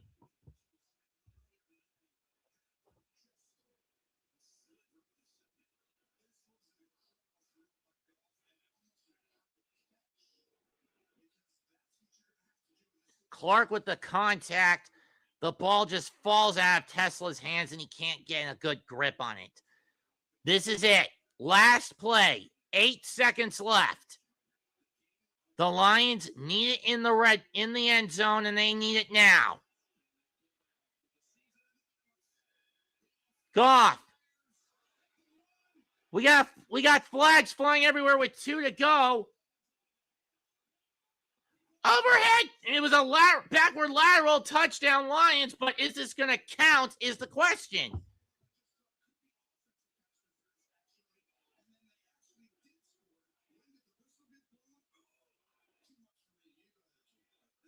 I'm confused here, folks. What's the call?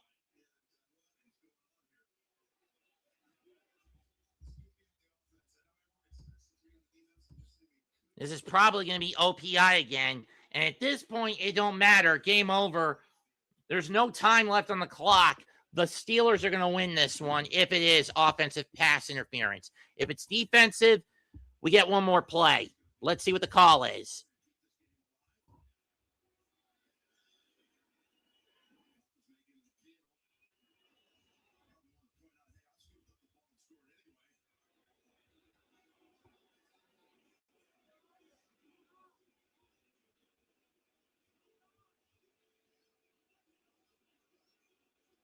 So what's the fucking call here?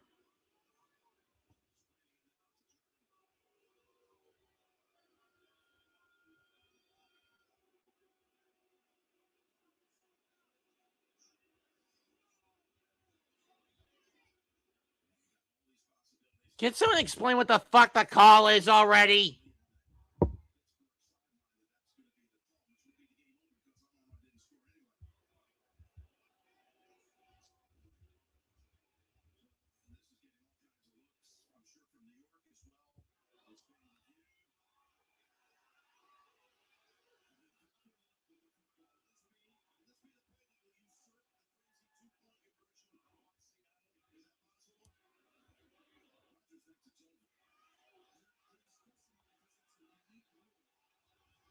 Ah.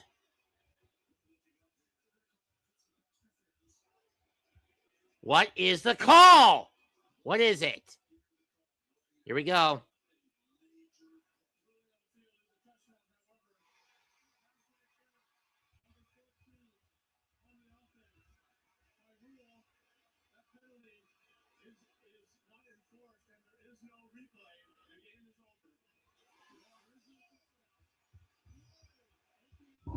And no touchdown. OPI. Steelers win 29-24 by the skin of their teeth.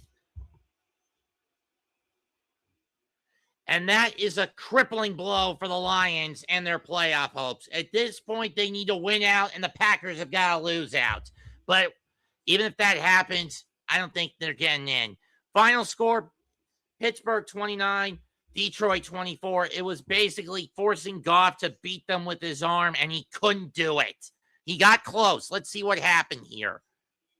Oh, right there's the OPI.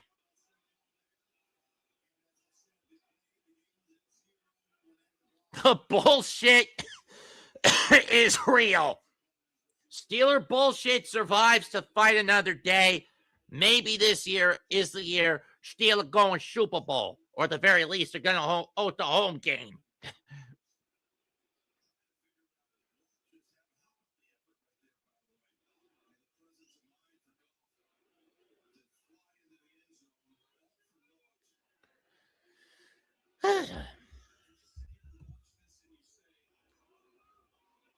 $266 to $364 in favor of Goff, but the ground game was the X factor. The Steelers were just cutting through the Lions' ground game like Swiss cheese, where by contrast, not such a case for the Lions.